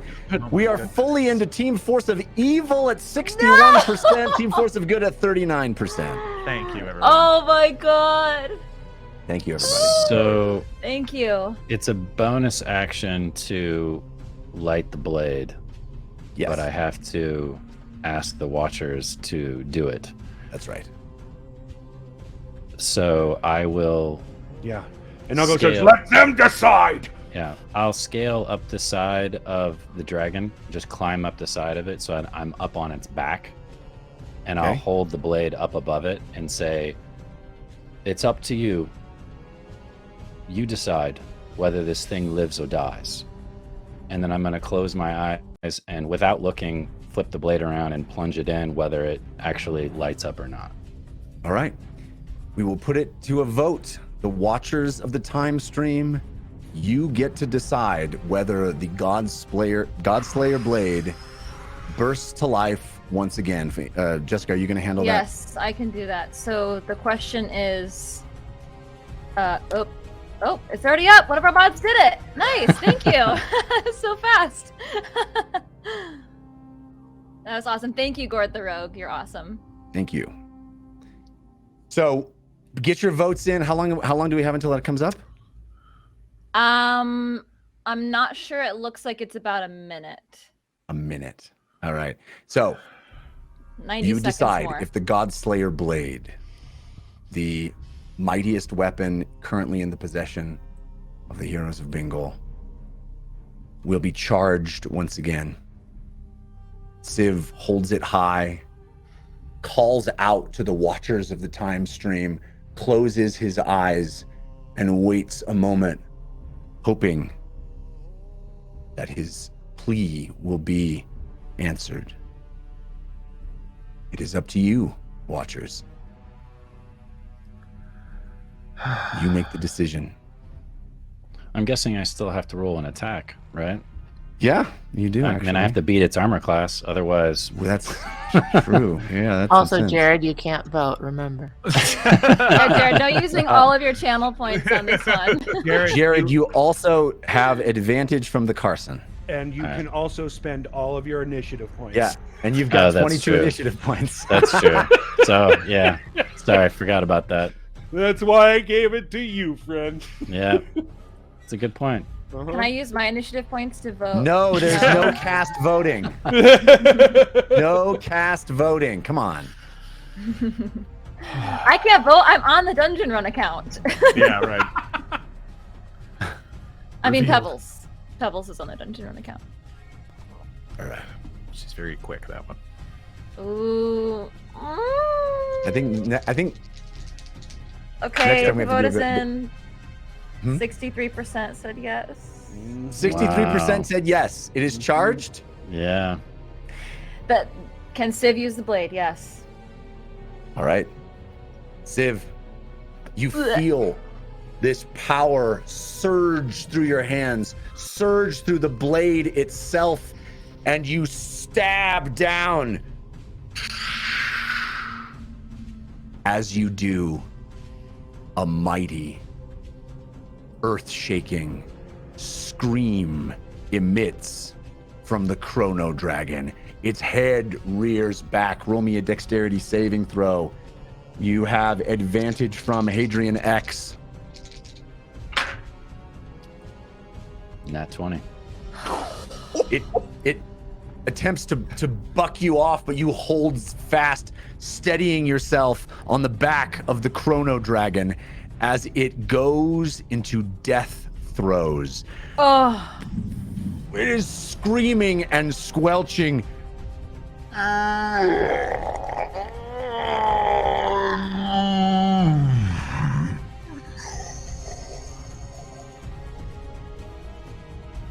And just like that, it disappears out of existence. Civ, you land gracefully on the ground as it disappears out from under you. And for a moment, there is nothing. But you look on the other half of the room, to the vision where the champions of the Ariat Age still stand, waiting, ready. They cannot see you, but you continue to see them. It's almost like looking in a reflection, like that very first moment you saw them, in that very first Warden vision, staring into the mirrored wall of the Ariat Cathedral. The five of you, the five of them, both recovering, both sweaty and weary from battle, separated by 300 years. There's a long moment, and then the body of Nonezzeron pops back in time, landing 300 years ago. You see the reaction of the champions of the Ariat Age. Shock, awe. The most powerful creature to ever walk the face of Ain is dead. You watch as Zhang Laolong steps forward and draws a golden dagger, a very recognizable dagger. He speaks quietly under his breath. I'm sorry, old friend.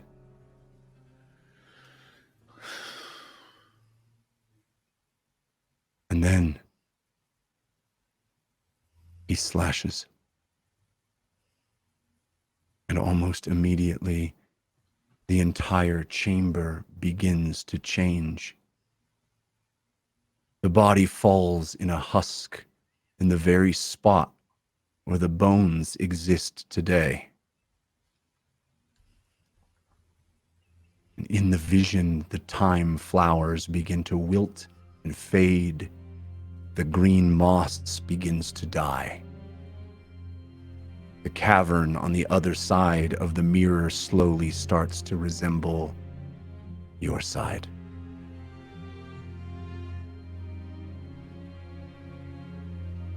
Could I be watching Mirasis this entire time, trying to read any look on her face, any feeling she's having?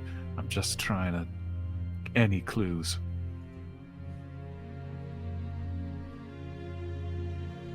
Still, your vision does not end. You watch the champions of the Aureate Age begin to weep, to mourn the loss of this creature. But as they do, they get to work. Rella Tall Runner sheathes her crossbow and walks deeper into the back of the cavern to retrieve something. As she returns, Mirasis Blue glides over to help her. Together, they bring an object into the chamber. An object you recognize. It is a tall porcelain urn of exquisite quality. They bring it near the dragon's corpse as Nicholas Kiln seems to be speaking a quiet prayer under his breath. Orad Ironmark moves close to the urn and readies himself. Then Zhang Laolong climbs atop the massive carcass, sets his shoulders, and plunges his dagger deep into the creature. It is bloody, arduous work, but you watch as he meticulously, methodically cuts out the heart of the Chronodragon. The ribcage pulled open and exposed, the heart separated entirely from the cartilage around. You can see it, enormous, glistening. Orad looks at it, nods, and the five of them begin the grisly work of chopping it up and placing every bit of it into the urn. Chunk after bloody chunk, they cut and deposit it into the gleaming white porcelain. By the time they are done, each of them is covered in crimson, their faces solemn, their eyes dark. Then Orad stands over the top of the urn, its rim overflowing with gore, and he plunges his arm in. Up to the elbow, up to the shoulder, he reaches deep inside. You see him close his eyes and concentrate. And then, as he pulls his hands free, something miraculous happens. You can see the color on the edge of the urn disappear, its contents emptying, disappearing as if by magic. And when his hand emerges, it is holding something. A sword. A brilliant sword. A sword that crackles and burns with white-hot power. The fully charged Godslayer blade. He looks at it, exhausted. Nicholas Kiln moves to him, puts a heavy hand on his shoulder, and says, "It had to be done. It is the only way." The two of them sheathe the weapon and turn away, but still they are not done. Because while Orad was working, Mirasis had her own project. Just as the dwarf and the human leave the edge of the urn, the elf approaches it, holding in her arms an enormous eye plucked from Nonezzeron's skull. She holds the bloody eyeball, nerve ending still hanging from it, tears rolling down her face. Then she takes her own dagger, holds it over the urn, and pierces it. The thick fluid falls into the waiting urn like a cracked egg. In her own time, she too concentrates, reaches into the porcelain, and pulls out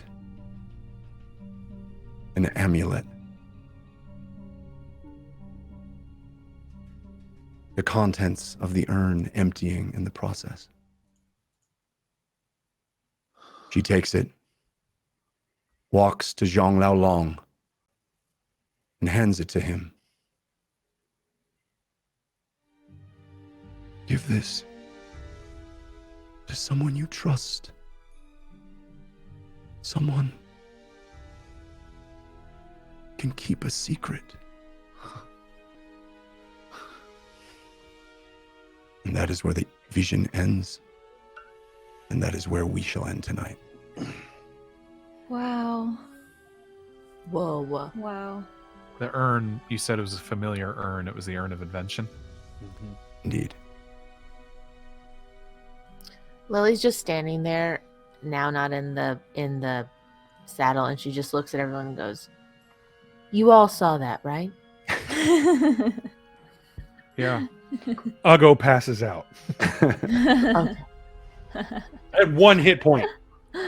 Whoa, buddy. Wow. That's Holy moly, Jeff. That's our show for tonight. insane. Thanks Show everybody for my for supporting life. the show. It's last call, but right now, Force of Evil, Team Force of Evil at 61%, Team Force of Good at 39%. Wow. Thank you, everyone. Thank you. Good fight, Wow. you guys. Wow. Wow. I have so Good fights. many questions. I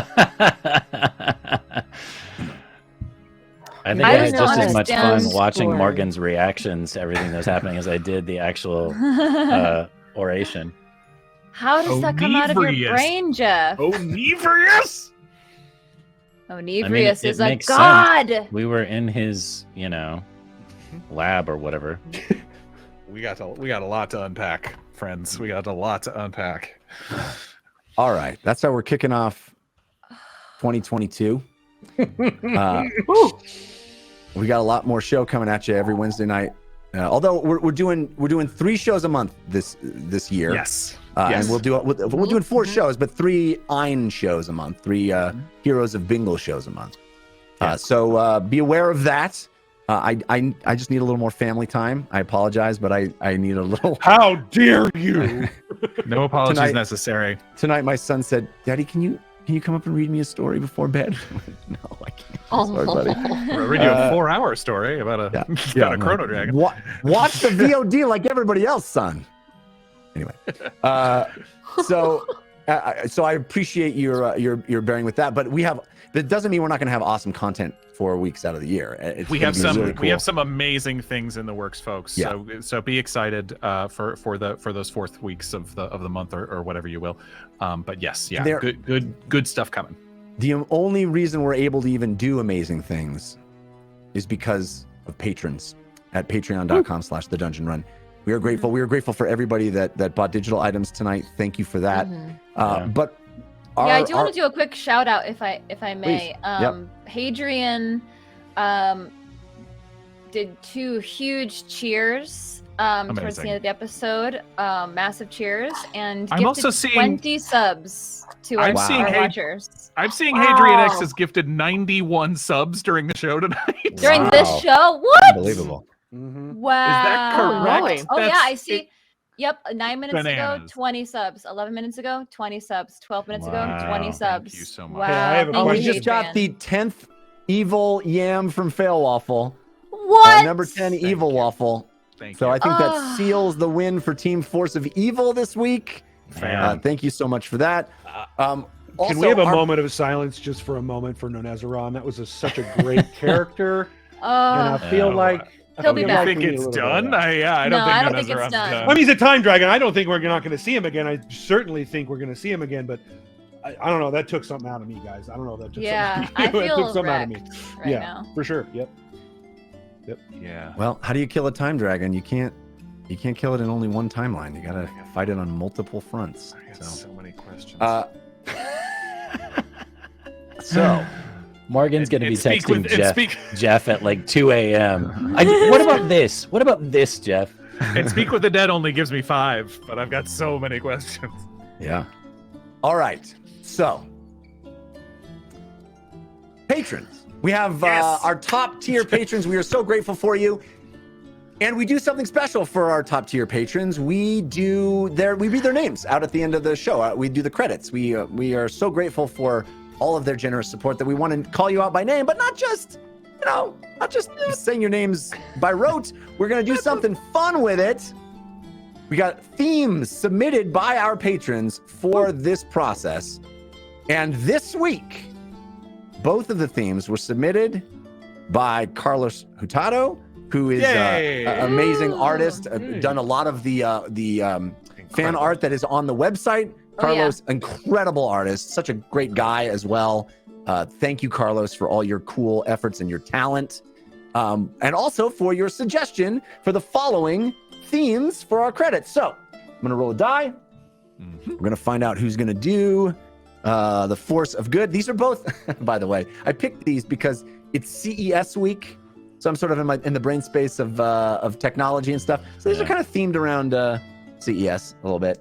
I got a 5. I believe it's Katie in voice Do only. you want to not do me since I'm invisible? You could do Team Force of Evil, No, Katie. This is actually perfect for just a voice. Okay. We'll do a second person as well.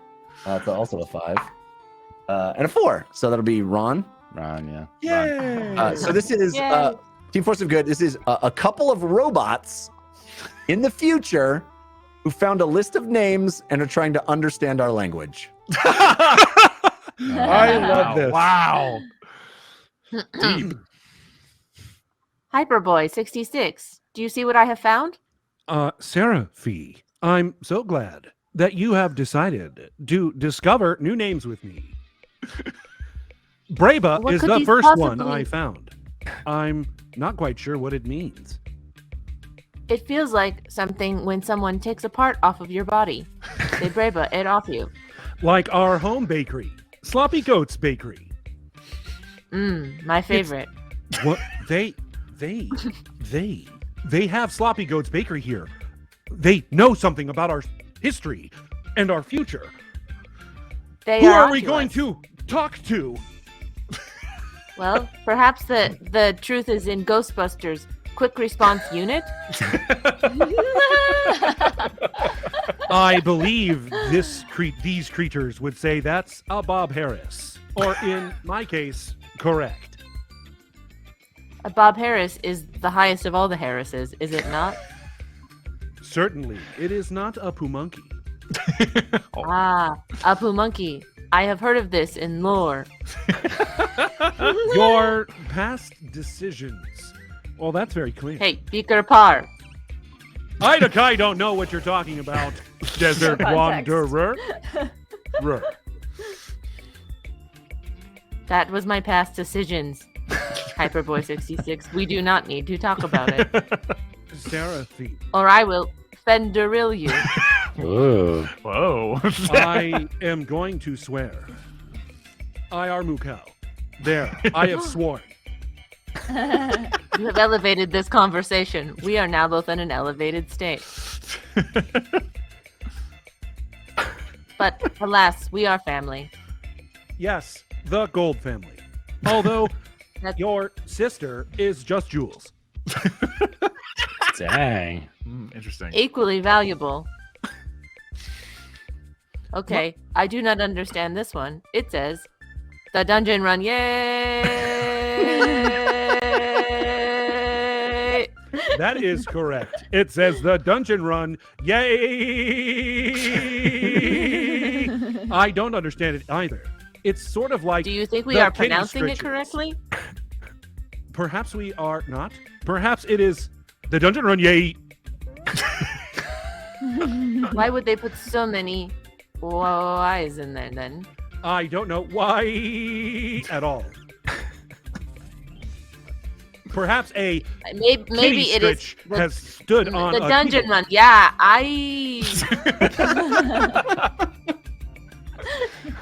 Are you okay, or have you Armando 89? not since I was a young robot. I am Hadrian X. I am confused.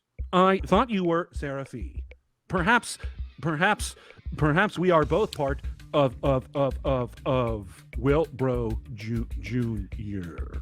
Hey, Phil. Oh. Did you leave those robots out there talking to themselves out there in the wasteland? Well, yeah. I mean, they're solar powered, right? I mean, they can take care of themselves.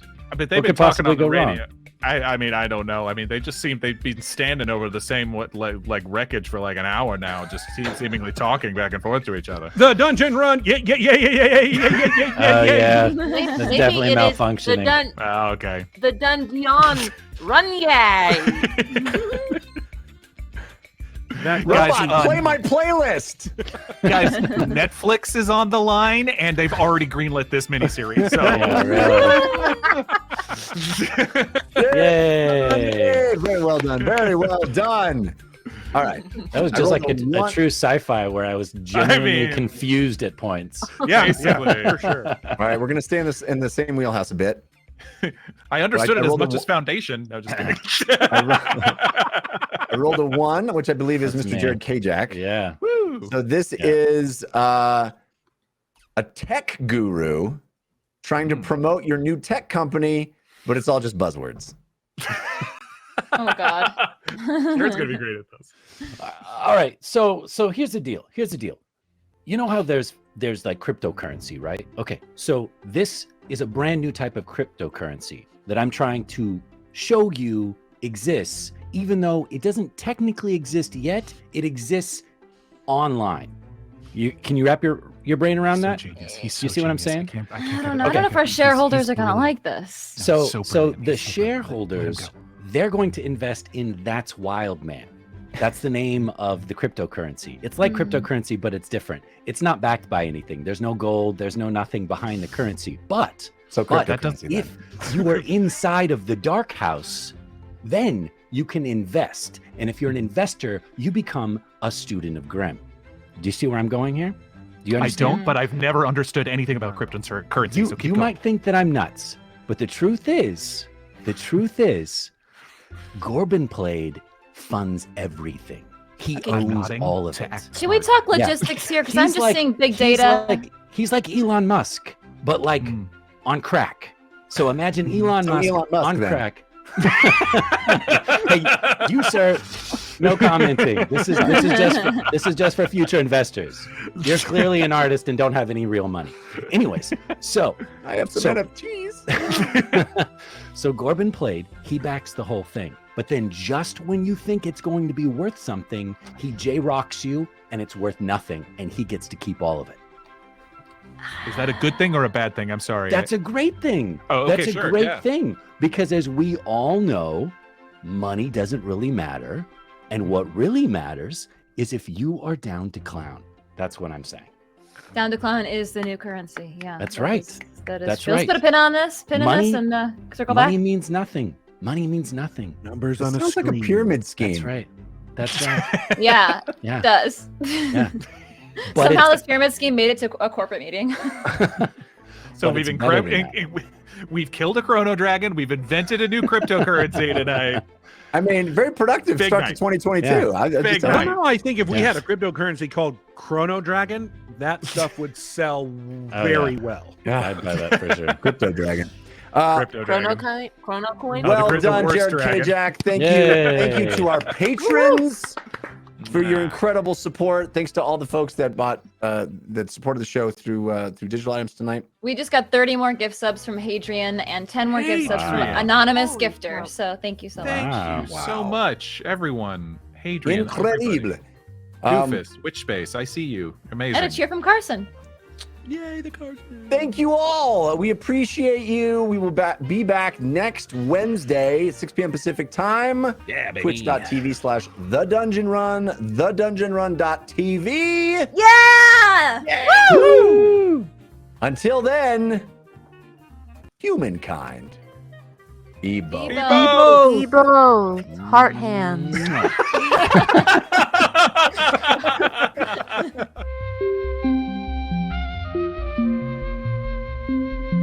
It started.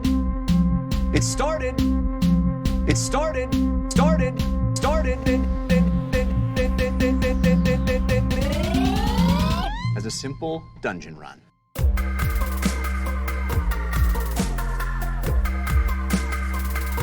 As a simple dungeon run.